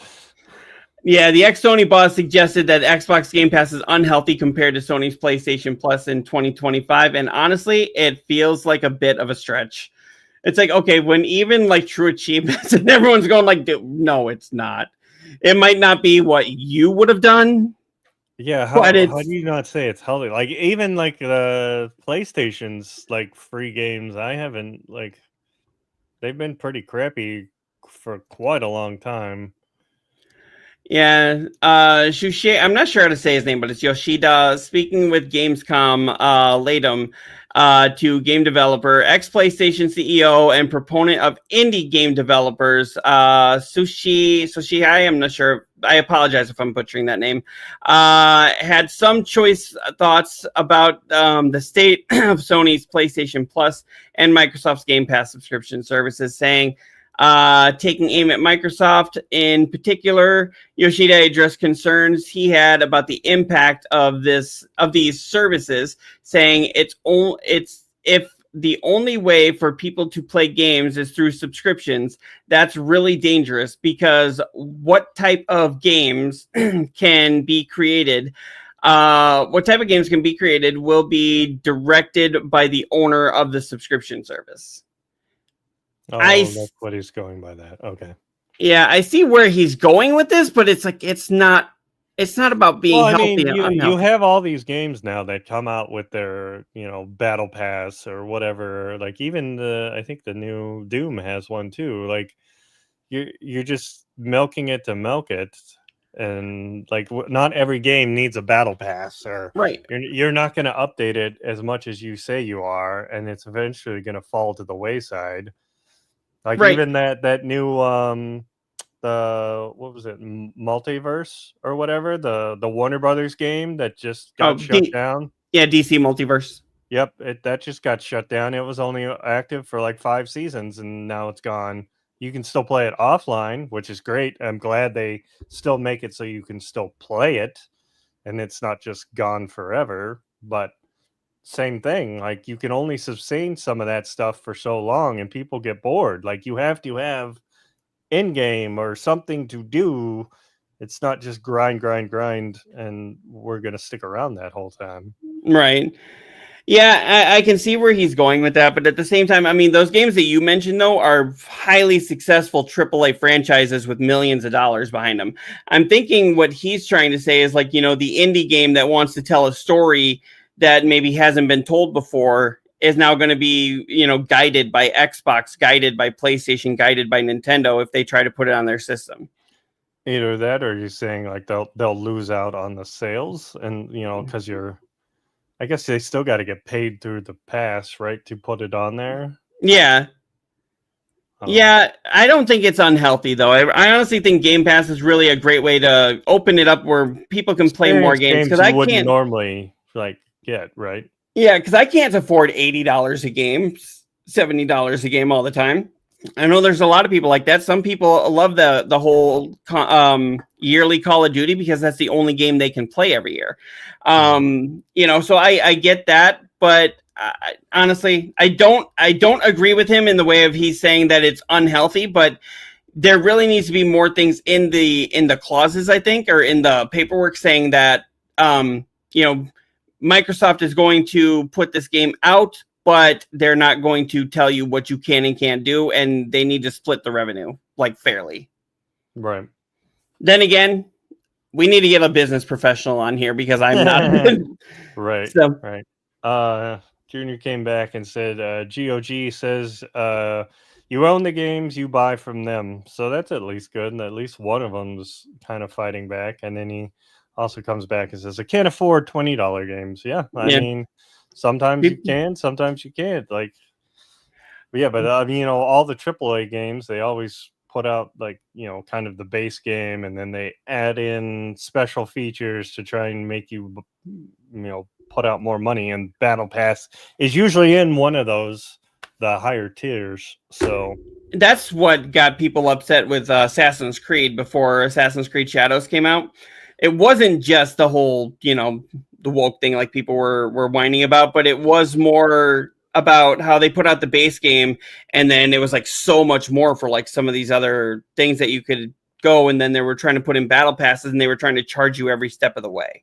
Oh yeah. And once they decided not to do that, then people backed off a little bit. But and now look, it's like what, the second most successful Assassin's Creed game in the franchise.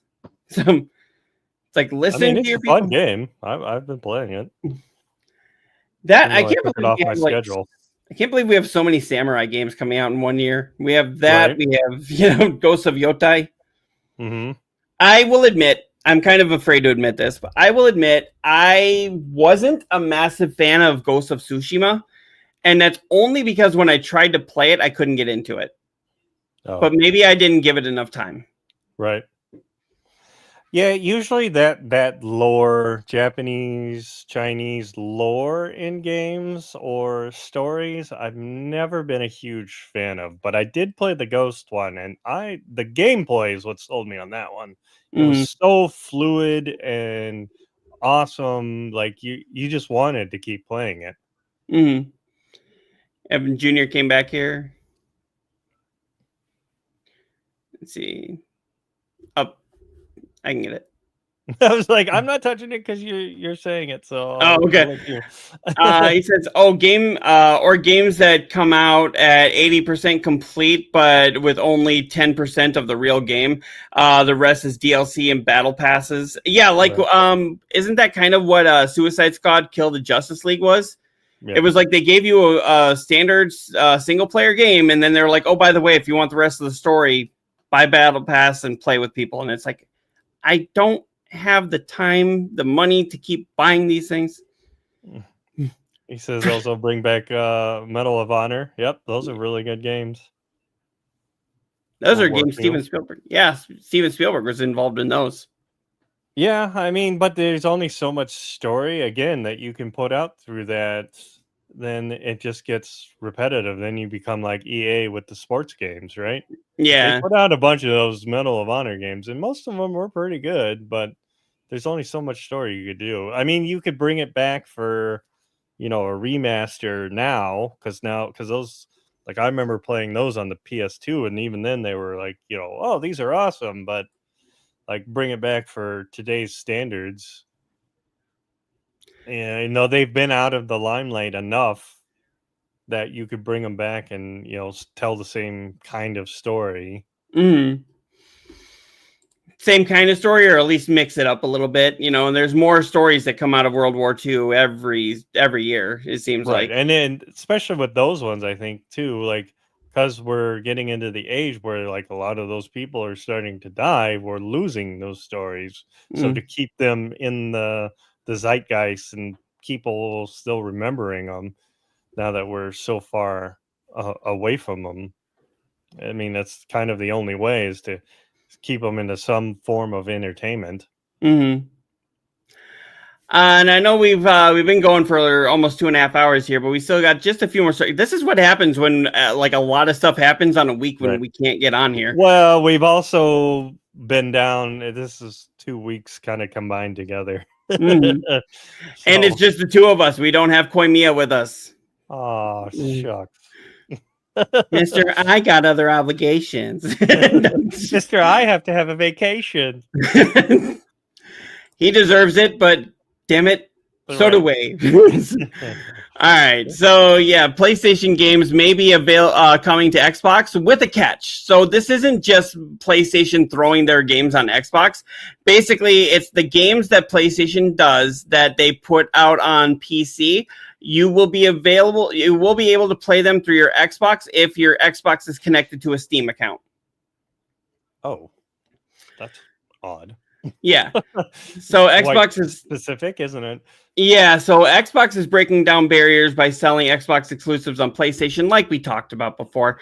Yep, and I recently confirmed, so it looks like PlayStation is kind of returning the favor. See, the next Xbox could feature PlayStation games via Steam.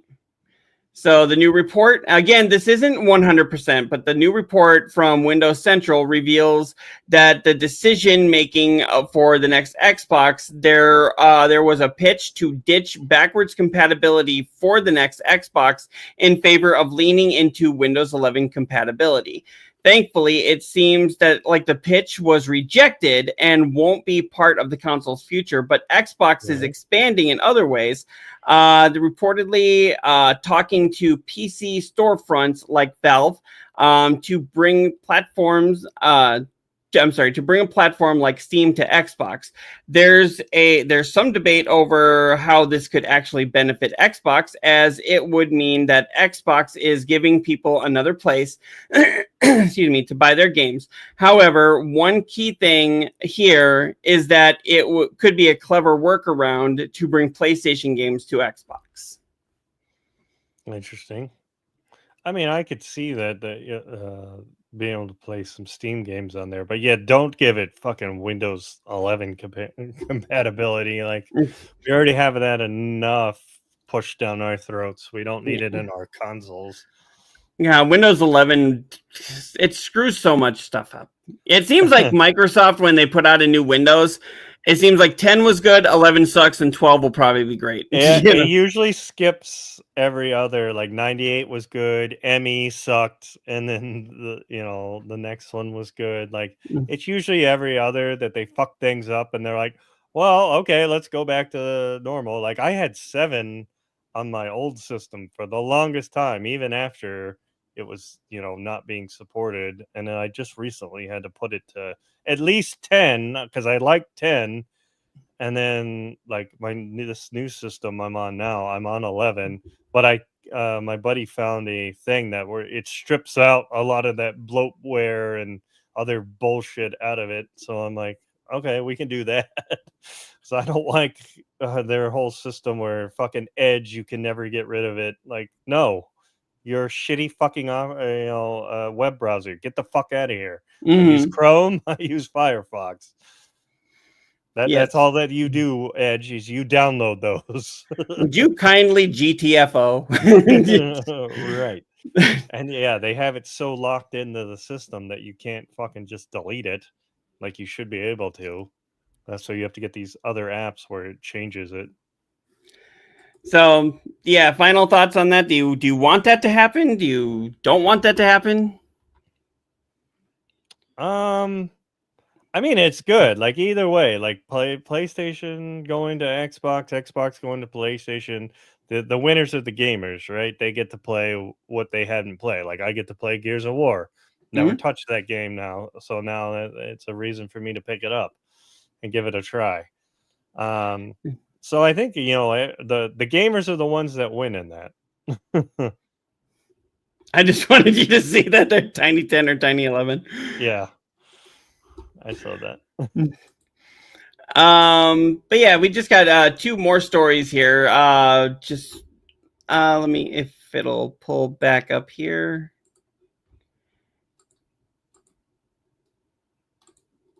All right, yeah. So Ubisoft is, because we do have Summer Games Fest coming up next month, which is always exciting.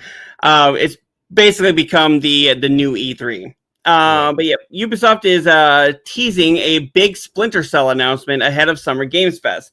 Could a remake of the classic adventure be closer than we think? Now, do you think they should do a remake, a remaster, or do you think they should just like maybe do a new game that's continuing the same game, this same story? Now, again, this isn't official yet, so right. I think it has to be a remaster because that game's been out of the limelight for so goddamn long. I mean, I remember playing them, back in the day, but it's been so long, I don't remember the goddamn story. So they need to re-release them so that people can get into it, and then if they like it, give us a new game in the franchise.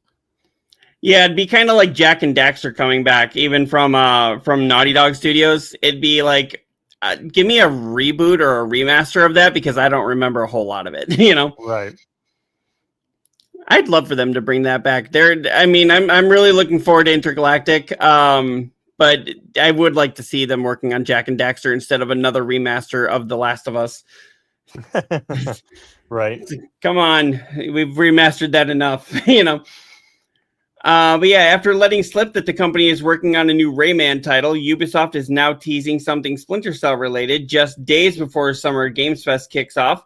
The company uploaded a cryptic post on X, formerly Twitter, because, Musk, on Friday with the image of what appears to be Sam Fisher, the beloved main character from the stealth action adventure franchise, using eye and mouth emojis. The social account typed Splinter Cell with no further context. Yeah. So, and I mean, that looks like an updated version of the character. So you're definitely cooking up something here. Right. I mean, they're doing their job. They're getting our interest peaked on maybe another Splinter Cell. I'll play it. Yeah. I mean, I remember playing those. It was kind of like, a Metal Gear Solid. I'll play it on Game Pass. Actually, I'll probably get that one on PlayStation because I have played all the other Splinter Cell games on PlayStation. And so Junior came back here and said, I think what Xbox is saying is PlayStation is moving things to Steam now, and if Xbox adds Steam, then it's a loophole for them to play on Xbox. Yeah. Yeah, it's kind of what I was thinking too. It's basically saying like, well, PlayStation, if you won't play with us, we're going to go to the teacher,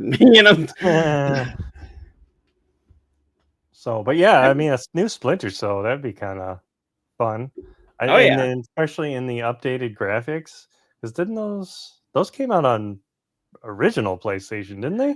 PlayStation 2, and I want to say it wasn't PlayStation Vita, but it was PlayStation Portable. See, I think I'm getting them confused with Cypher Filter, which is kind of that same like espionage, sneaking around game. Yeah. Those came out on the original PlayStation. I had those. So, but I did play Splinter Cell too. And it's very much like a Hitman type game. Mm-hmm. They're a lot of fun, especially if you like stealth adventure games. They're a lot of fun. I know that you're a fan of Assassin's Creed, or at least of Assassin's Creed Shadows. So, I mean, imagine the whole game being where it's, you got to stay hidden, taking out your targets like that. Assassin's Creed has it where you have to stay hidden sometimes. Splinter Cell has it where you pretty much have to stay out of the limelight all the time. All the time. Right. And sadly, we got just one more story here. You know, it seems like we spent the first hour of this like talking about people dying. We did.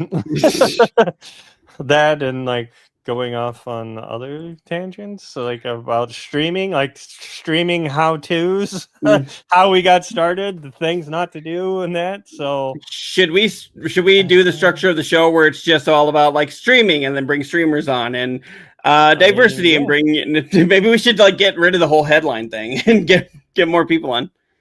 I mean, I know he's not here today, but Looker usually joins us, and he did say he wants to do a collab with us, either him and Dinge coming back on here, us going on their show, and or all of us getting together on a show of a different show and just seeing what happens. So yep. We can do a Canada versus America thing and be like, you're our 51st state now, bitch. Yeah, they probably don't like that. I've actually joked with Looker about that. He's actually said, like, I wouldn't be opposed to it, but no.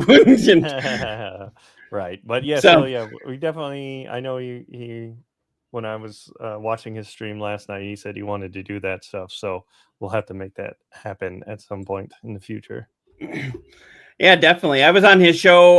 They have the DNL podcast, and I was on their show one time, and that was a blast. We had him. It was supposed to be him and Dingy, but Dingy's aunt passed away, so they couldn't make it here. He couldn't make it here, but we did have Looker, and I've been telling him like we need to get you back on. Blast with him on there. Mm-hmm.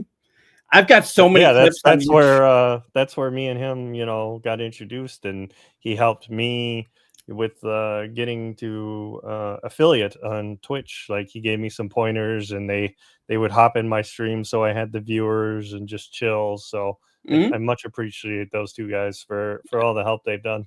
Now we just need to get us all up to partner, which is 75 views consecutive. How do you go from 3 viewers to fucking 75? Like that's a huge fucking jump. You have to have tons of followers and people watching for that. Like that is ridiculous. I have asked some of my friends that actually make a living doing streaming, and I'm like, how did you do that? And every single one of them gives me like conflicting advice.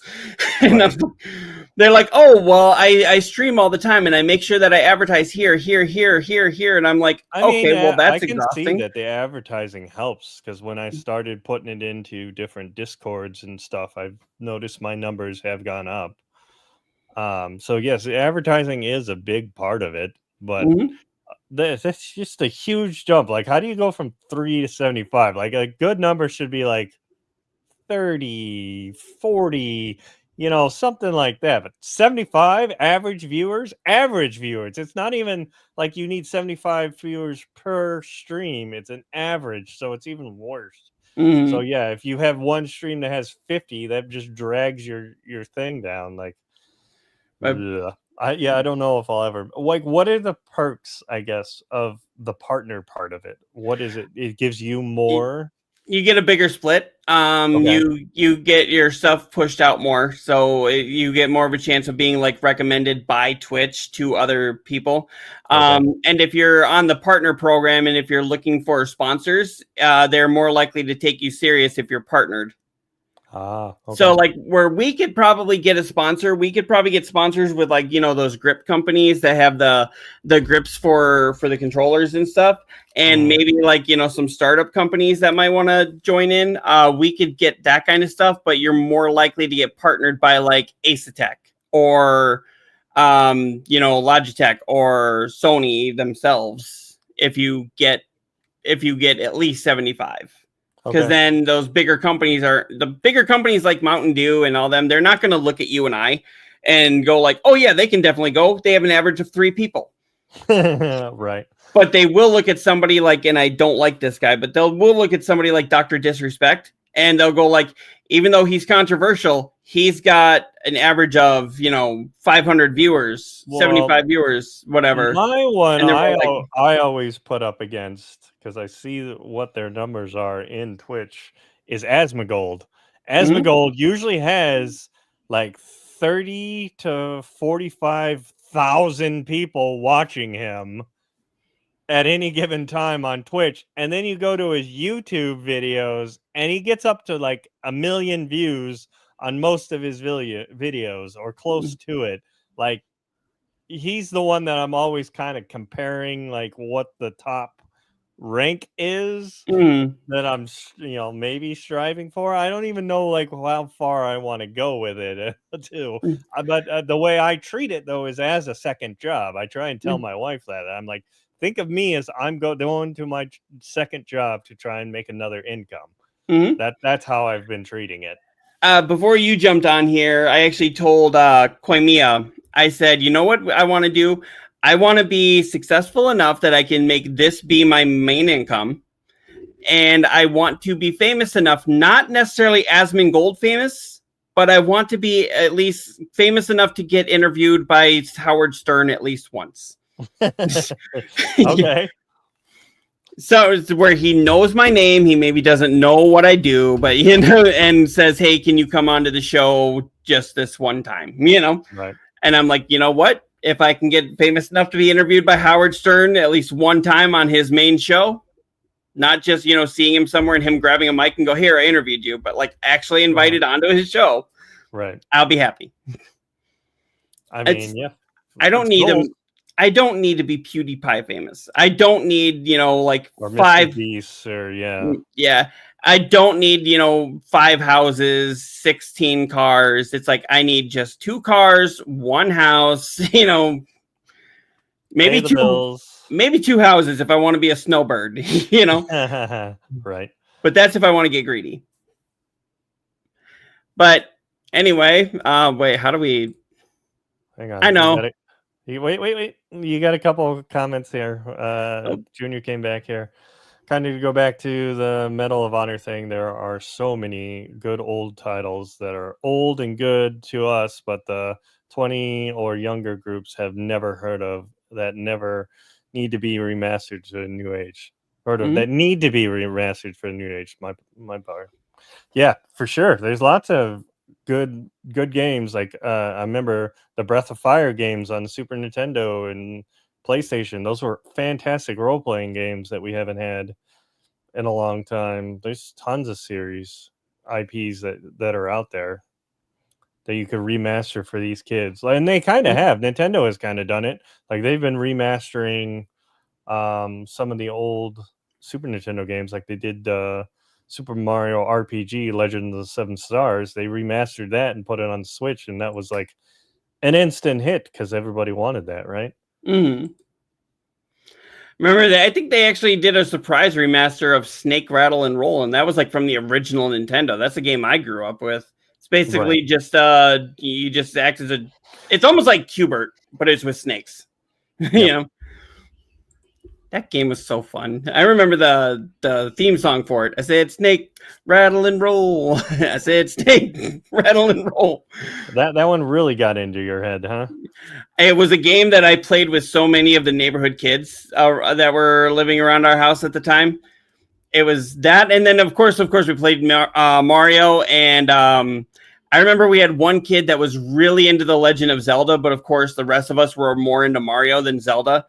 And of course, when we didn't want to play Zelda, he, like kids do sometimes they cry.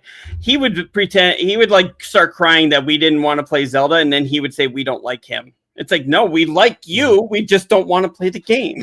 Yeah, kids are funny that way. And then the last comment here is bring GunCon games to VR.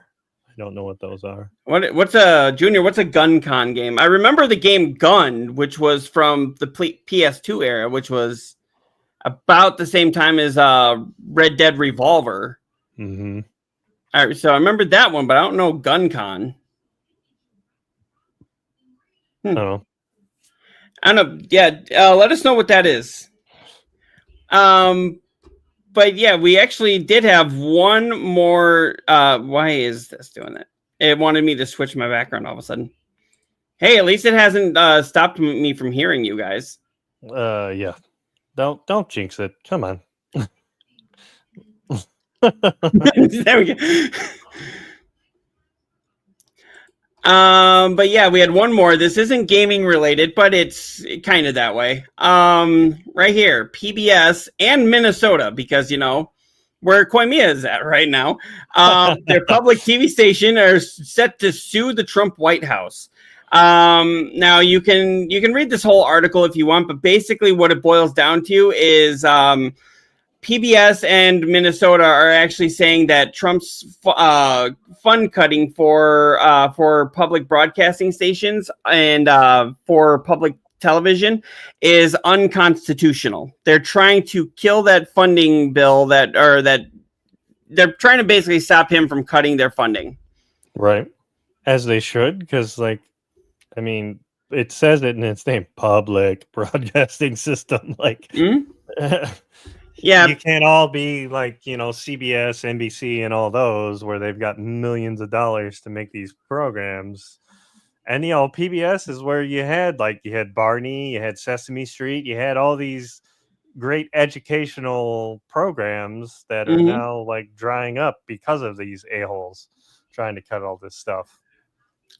But yeah, they filed a suit Friday against President Trump over the executive order demanding that the Corporation for Public Broadcasting kill all funding for the network. That's just horseshit. The suit alleges Trump's order is unlawful, exceeding his authority as president and violating constitutional protections of free speech because he has made clear he doesn't like PBS's news coverage and programming. The action challenges an unprecedented presidential directive attacking PBS and its member stations in a manner that will upend public television, the lawsuit states. So basically, he doesn't like their programming. He doesn't like that their news isn't always favoring him like Fox News does, and he wants to kill the funding for it. Sounds about right. That's usually what he does. You don't like him, then he tries to go after you. Mm-hmm. It's only a matter of time before he comes after this show. Oh, I would love that. Joke's on you. We already don't have any funding. Right? We don't have sponsors. Sponsor us, please. Sponsor us, and then you can kill the funding. And why does that look inception-y? Because, I didn't hit the button. There we go. Yep. All right. Is that all we had for the stories? That was for the stories. I do see Junior came back. He says, don't need to read out loud, but games I would like to see make a comeback are, like you said, Siphon Filter, but also Time Splitters. Spyro the Dragon. Spyro the Dragon came back a couple of years ago, but I'd like to see him. But it wasn't as good. Yeah. Twisted Metal. The TV shows was really good. So yes, it is. Chrono Trigger, Jack and Daxter. Yes. Yep. Definitely a Chrono Trigger, which I think I heard a rumor that they might be trying to remake Chrono Trigger, but hopefully they don't screw it up like they did with the Final Fantasy VII one, where they broke it up into all these different pieces that you got to buy to get the full game. I think he meant to say Dino Crisis here. Yep. Tenchu, Burnout. Yep. Burnout. Love to rip those cars apart. Pokemon Stadium, Turok. Yes, Turok is coming back. That was announced at last year's Game Awards. Yeah. Turok, Area 51. That was actually one with Powers Booth, Marilyn Manson, and David Duchovny.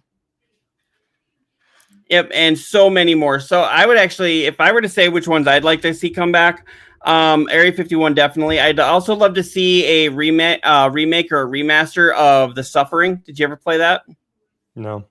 It was a horror game done by Midway Games, where you play as an inmate who may or may not have murdered his family, and then monsters start attacking the prison. And each monster is like a representation of something horrible that has happened on that prison's island. It's a lot like Alcatraz kind of thing. And throughout the story, you can make good decisions or you can make bad decisions. And good decisions will determine if you've killed your family or not. if you were the one that did it. It kind of Okay. alters that story.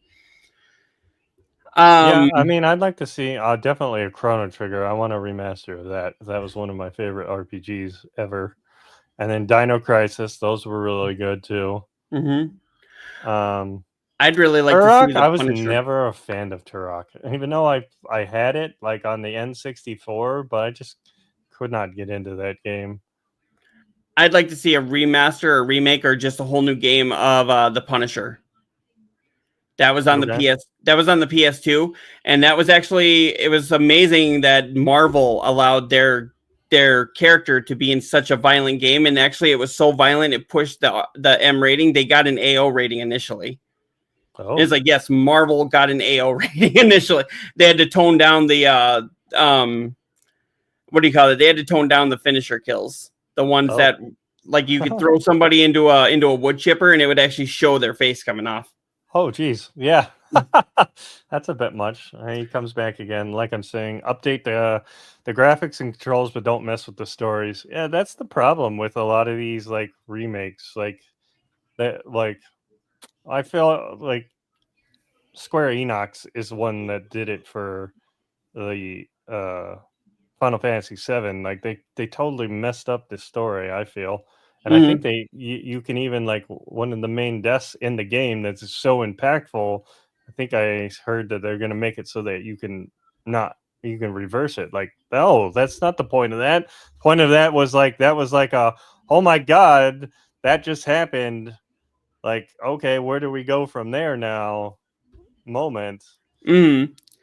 I know they kind of messed up when they did Prey, when they did a remaster of Prey, and then they came out and they had like nothing to do with the original game. They just called it Prey. I want an actual remake of Prey. Don't screw that up. And then a lot of people realized that it wasn't Prey and they just threw it down. It's like, okay, if you play this game thinking it's not a Prey game, then it's actually a good game. But they screwed that up. Yeah. They screw up quite a bit. I mean, it's us that have to call them out on it to get them to learn from their mistakes or, whatever the case may be. I like how I have the green screen now so you don't see through my eye anymore. It's just kind of looking at that. It was very distracting before. Well, thank you for the green screen, even though Rachel now sees what yours looks like, and she's like, we should get one like that. And I'm like, we just got this one for free. Let's at least use it for a little bit. I mean, the one I have now is fantastic. I love that it can go up and go down. She saw you do that on one of our VODs, and she was like, oh, he can just put it up and down and then slide it over. And I'm like, yeah. And she's like, let's get that one. And I'm like, technically it comes with its own case, so you could like take it somewhere if you needed to do a video somewhere. See, now she's gonna hear that and she's gonna be like, our next now check we really need it. Because she does a lot of things. Next. She does a lot of things on over here, and then she also has another part of our office that's part of our room right now, and she wants to just like put it up and put it down. And I'm like, yeah, we could easily, instead of having to take this whole thing apart and then move it from room to room. And she's like, yeah, let's do that. And I'm like, hey, let's pay bills first. Yeah, that's step one. But all right. Did we have any more comments here? Looks like Junior came back. I have both. And a pop-up one. Oh, for the green screen. Okay. Yeah. I love this, and I thank you very much for giving this to me. It's like it went so long without having one, but now, now that we've so much better. Yeah, but now that we've had a taste of this, Rachel wants to upgrade. Right. I mean, that's the same thing with me. Like I said, like I started out with a crappy webcam. I started out with a crappy mic, and I've slowly upgraded it so that it's a little bit better and to my liking. But it's also me just being perfectionist. Like I want to, have better equipment, look better, and That's also a little problem with Rachel and I, because she's starting her own online business stuff and I'm starting my own online business stuff. So it's like, who needs the better stuff? Well, we both need it. Well, we can't afford two of them. Right. Well, you can, get one and share it between the two also. So. Yeah. Well, the problem is we both do stuff on the weekends. So it's like, okay, now who gets it? I do it Saturday, you do it Sunday. Well, I'm tired on Sunday. Well, I Right. need to do it Saturday. Yeah, Saturdays are a stretch because we do this podcast and then I get off and then I do my stream of World of Warcraft. So and I edit both those videos, put the chapters in them. So Sundays is usually me just putting chapters in videos for YouTube, which is Yeah. a lot. I was trying to get the wife to do it, but she won't do it. Wife, do it. Yeah, I wish I could get her to do it. Yeah. She's got her. I know she's got a lot of stuff. I'm really glad she's back home after that whole fiasco you guys had. Yes, she is back home safe and sound. We are less one car because it broke down on her trip. If you've seen any of my videos on TikTok and or YouTube, my wife went out of state. She got to where she was going and the car literally broke down. And it turned out the engine was shot. So we junked that car, and last Wednesday we got her, or this Wednesday we got her a rental car so she could come home and at least be in the confines of her own house. So and she's there because I know she's got some issues too. So she needed her medicine and she couldn't get them out there because it's I was trying because working in health insurance, I was sitting there like trying to think of like ways like, wait, you can do this on an emergency basis, but if it's a controlled substance, it takes like 10 days. And I'm like, shit, I'm trying to help, right. But I can only work with what the laws allow me to, Right. And yeah, her medicine for her rheumatoid arthritis is like they can only send it out once they're all done, and she still had like 1 or 2 left. So and that wouldn't have worked anyways. So I was trying my best, but the other thing is like we had rental cars set up already, so she would have been back a week before, but we canceled it because she still had to deal with the car and junking it. And then we hit Memorial Weekend and like all the fucking cars were gone. Like you couldn't rent a car just in town. Otherwise, like I think the only one you could do it, and the one we finally went through was Hertz. But initially they wanted like 250 to be able to come home within that weekend. And we were like, well, we're not fucking paying that for 24 hours. So, but we finally went through them and it was a little bit cheaper. So that's how we got her home, is through Hertz. They did that 250 whatever because they probably could with Memorial Day, and they were literally the only company that had cars. Not like I was going through Enterprise before and they were gone. I tried to go through Avis because we get kind of a discount through them, and they had nothing. So, and she wasn't about to shine up her thumb and hitchhike. So no. We were saying, if it was just her, we could maybe get her, on a plane or on a train. But she also had her dog. She also had now all the stuff that she had in her car. She, had taken that all out. So we had a lot of stuff to get back here. So, but at least I'd say kind of all worked out. She's back home now. So, and you'll be getting a new car pretty soon, probably. Yeah, we got to talk about that. Figure out if we're doing that or if we're going to Disneyland or if we're trying to work out both. Because I know we wanted to go to Disneyland because it's the 70th anniversary of Disneyland this year. They're celebrating all year. And we were going to go on my birthday for a week like we do. Go to Disneyland. Get a car later. I mean, that's my saying. Fuck that. Let's go to the happiest place on earth. And then the bar. I mean Disneyland. I can stream from there, and I'm always content brain thinking about what I can do to make content. Yep. And then just before we head out here, said sadly my other parts don't support me. I don't know that feeling. Kind of like paying bills. Don't know what that's like either. Okay. It's I really wish I could pay more bills on time. I get most of them paid on time, but yeah, I mean, pick and choose on some of it. You still got to eat and survive too. Well, that's why what Rachel and I do is like we usually just because we get 2 checks and we get paid at the same time.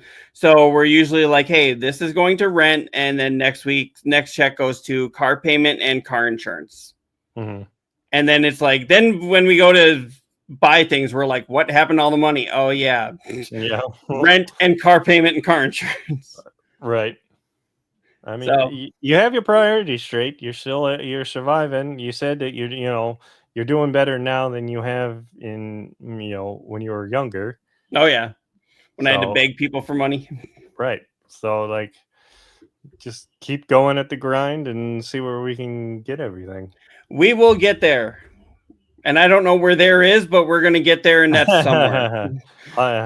Yeah, having more people in our streams, and revenue from that, and subscriptions and sponsors and all that stuff. So it will come. But yeah, we want to thank everybody for coming and hanging out. Koimiya unfortunately couldn't be with us, but he was here in the chat for a little bit. Yeah. But yeah, Dart. I had to get the last dig in. Yeah, but you can follow Koimiya on all the channels. He's on Beam. He's on Twitch. He's on Kick. He's on Facebook. He's on X. Follow him on there. He's on X. Not that kind of X. What they call Twitter now. The youngins call Twitter now. He's on there, and that's where you can see when he's going to stream. I know he does Frag Punk Fridays now. He started up doing that. He did his first one yesterday, which was pretty cool. So definitely check him out. It's KoimiaX on all the things. So a little shout out to him because I know he's not here. I just remember when I saw something on Facebook. It was like, say something that means something totally different today than it did when you were a kid. And I was like, find me on X. Yeah. Yeah, I don't even know if kids would know what that means anymore. Yep. So yeah, X is a thing now. Apparently. Actually, I had a thing. I was like, imagine it's 1995 and somebody hands you this and says, "Here, order us a pizza and look up the movie times." Right. What are you gonna do? Yeah, he had to call it all in and listen to the movie phone. And if you missed that the time you wanted, you had to fucking hang up and call again. Mm-hmm. Either that or, pick up a newspaper and look at the times there. Yeah, now a lot of times Rachel's like, what time's the movie start? Let me check real quick. Oh, 3:30. Yeah, I order my tickets and my food through my phone so that I just go in, scan everything, give me my food, and go up to my seat. Like, so I do. I mean, it's still expensive as fuck because it costs like $50 to go to a movie theater now if you want food and everything. I'm surprised this is showing up because it's got a green thing and it got the green screen, but it's still showing. But yeah, this is what I use. This is pretty much my lifeline. I actually made a joke to a teacher that I have on Facebook. I took a picture of me with my phone and I was like, you told me I needed to learn mental math because I wouldn't always have a calculator in my pocket, but look what I have. And then I was like, and you also told me I needed to learn how to spell because I wouldn't always have a dictionary. Again, look. Look that's probably been the best thing for me because I am the worst speller, and I have learning disabilities like dyslexia and stuff, and it's sometimes hard for me to read off the stuff. So the spelling part of this is the best thing for me, or being able to do text to speech because I don't always know how the word is spelled, so I can figure it out. Except when it does correct you, it's like when I go to swear on here, I'm not saying what the duck. Well, maybe you really like ducks. Who knows? I don't know. Maybe the person who did spell check really liked ducks. But anyway, was there anything else that you had to add for this week? We'll just give each other an outro on what we're streaming next. So I will let you go first. Tell us what you're playing and when they can find you. So you can find me usually Monday, Tuesdays, Wednesdays, and Thursdays on twitch.tv / that's Cyclops Guy, and that's / and I'm sorry, that is that _Cyclops_Guy. You can find me on my YouTube channel and on my TikTok page. We've got a lot of exciting things. I am still about ready to finish up South of Midnight, and then after that, I'm not sure if we'll jump into Indiana Jones or if we'll do Oblivion. I've got quite a few games on there, and I just downloaded Doom: The Dark Ages, so we'll be playing that as well. I know I also need to start Assassin's Creed. I got a lot in my backlog, so when games get delayed, I'm like, sweet, it gives me some time to work here. But yeah, you can always check us out there. I usually go live about 9:30 p.m. Central Standard Time. I've got a lot of exciting things coming on there, and then you can always find me on here Saturdays doing the show. All right. I'll move you. There we go. And for me, you can find me also on Twitch and also YouTube. And if you're looking for my past streams, it's always on my YouTubes. I try and put it up the next day so you can rewatch it. And I edit out like my breaks and a couple other things. But for the most part, that's where you find all my old stuff. As of right now, tonight I will be playing World of Warcraft at 8 p.m. Eastern Time. We'll be raiding in there and going after the last boss of the raid. So hopefully we can down him tonight. Then Mondays I usually play Magic the Gathering Arena. We do have a new set coming out for that in this next month, so I plan on playing that a little bit more. And that's usually throughout the week. I usually start at 4 p.m. Eastern. Tuesdays I do Indiana Jones. Wednesdays and Thursdays are now freed up because I beat the games I was playing there. I was playing Rusty Rabbit and also the Midnight Walk. I beat both of those games, so we have to figure out what we're going to put in there, if we're just going to continue more Indiana Jones and try and beat that one, or if I sprinkle in, like he said, some Assassin's Creed. And then Fridays we go right back into World of Warcraft, and then Saturdays repeat podcasts and World of Warcraft. So that's usually my schedule right now, unless I know the Switch 2 is coming out. I'm going to try and get one if I can. I might turn a day into a Switch day and play some new games there. I'm looking forward to the new Donkey Kong. But yeah, you can find me on all the socials usually as neo-deth, and it's spelled wrong. It's DETH because somebody took my name, jerks. So yeah, that's pretty much all I have on that. So, got anything else? Nope, that was it. I want to thank everybody for coming and hanging out. Junior, thanks for coming and hanging out. Yes. Dark Flame, I'm not sure if you're still here, but thank you for coming and hanging out. Jay Frayne. And we will see everybody next time. Hopefully we'll see you on our individual streams, and then we'll also see you here next week. Oh, the Looker just popped on. And Looker. Oh, sorry. Hey, Looker, catching us at the end of this, but we appreciate you. And we were talking about what you talked to me yesterday about you coming on here, us going on there, or us doing all a big collab together. We are definitely interested in that, and we will talk to you later about that. Mm-hmm. I'm definitely interested. I love coming onto his show that one time that I was on there. So, having you on here was a blast. And you're talking about your personality into a chin line, and then I was talking about how I was a one-eyed Ron Jeremy with the mustache.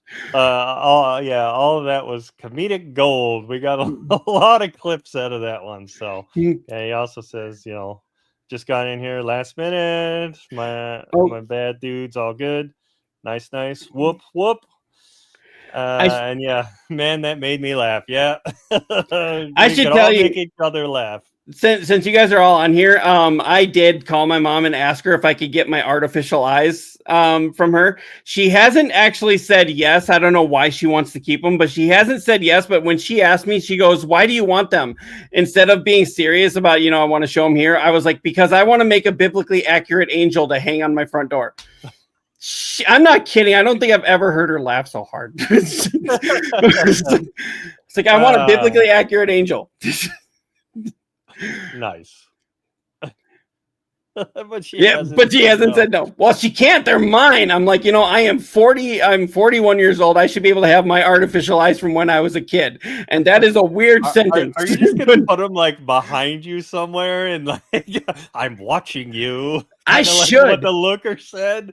Like, I should. Would they? Would they show up on the green screen here if I put them like glue them here so it looks like they're all around, and then maybe get like an AI thing to blink every couple of seconds? Oh man, we got lots of fun with that stuff.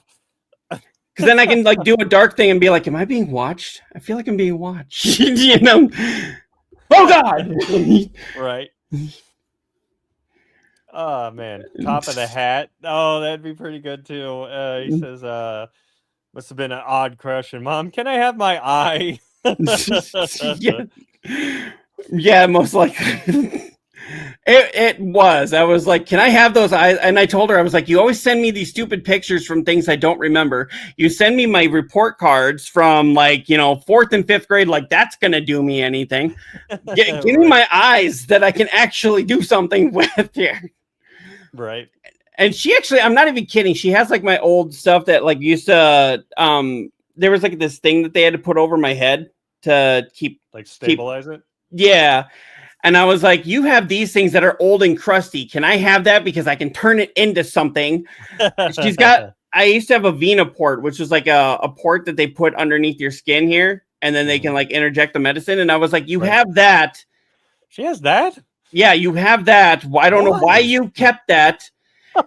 This is a woman who actually, from when I was 14, I had to have a cranial reconstructive surgery to pull the part of my face forward. I think I told you about that.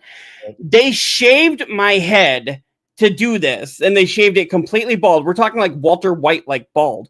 And they, for whatever reason, Mayo Clinic put my hair in a plastic bag, and then they gave it to my mom, and she still has it. I'm like, if you want my hair that bad, I will cut it and I will send it to you. You can get rid of that. It's just so she can make clones of you, right? Yeah. I was like, you can get rid of that almost 30-year-old hair.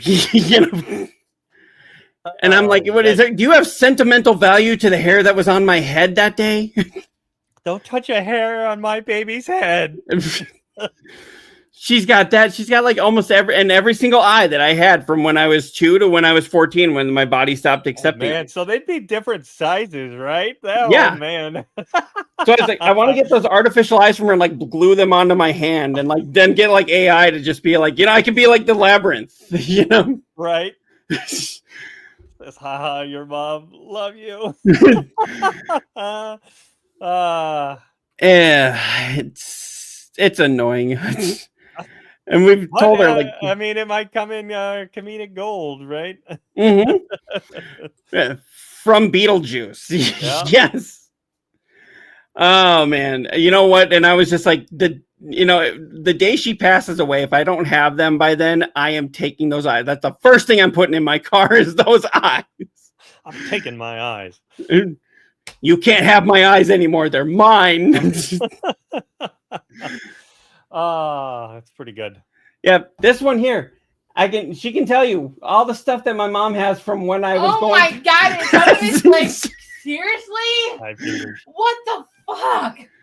Look, apparently Rachel's trying to be thing right now, just her hand, but hey, I know you're done, but I didn't almost to we're still live, right? No, you're not. Yes, we are. Yes, we are. It's right there, the live recording.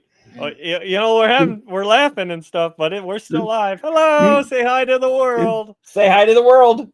You are on Twitch, YouTube, and I'm gonna clip this for TikTok now. So, but anyway, but yeah, we do. Yep, Looker says hi. I thought you were done. Nope. Usually it's only a 2-hour show, but we had 2 weeks of stuff to go through, and we had about 5 celebrity deaths to talk about. Oh, right. Well, when you're done, can you do the pork chops? Yes. Yeah, my wife, we're making pork chops tonight, and I'm pretty sure she's going to start getting hungry here. So yes. Yeah, I am too. And I got to get off. I got to like an hour, and then I got to get back on for my other stream. So. Oh, okay. Well, yeah, thank you everybody for coming out. I like Looker here. Whoop, whoop. Yeah, Thank you, Looker, for still showing up. Thank you for everybody that did show up or comment. We appreciate it. It means a lot to us. And catch us in the next one next week. Yep, and our show is almost never this long. So yeah, it's usually only about 2 hours, 2 hours 15. It's usually what we go. But yeah, this was like 2 shows crammed in one for 2 weeks. So thank you for coming to the extended version. And sticking around to the end.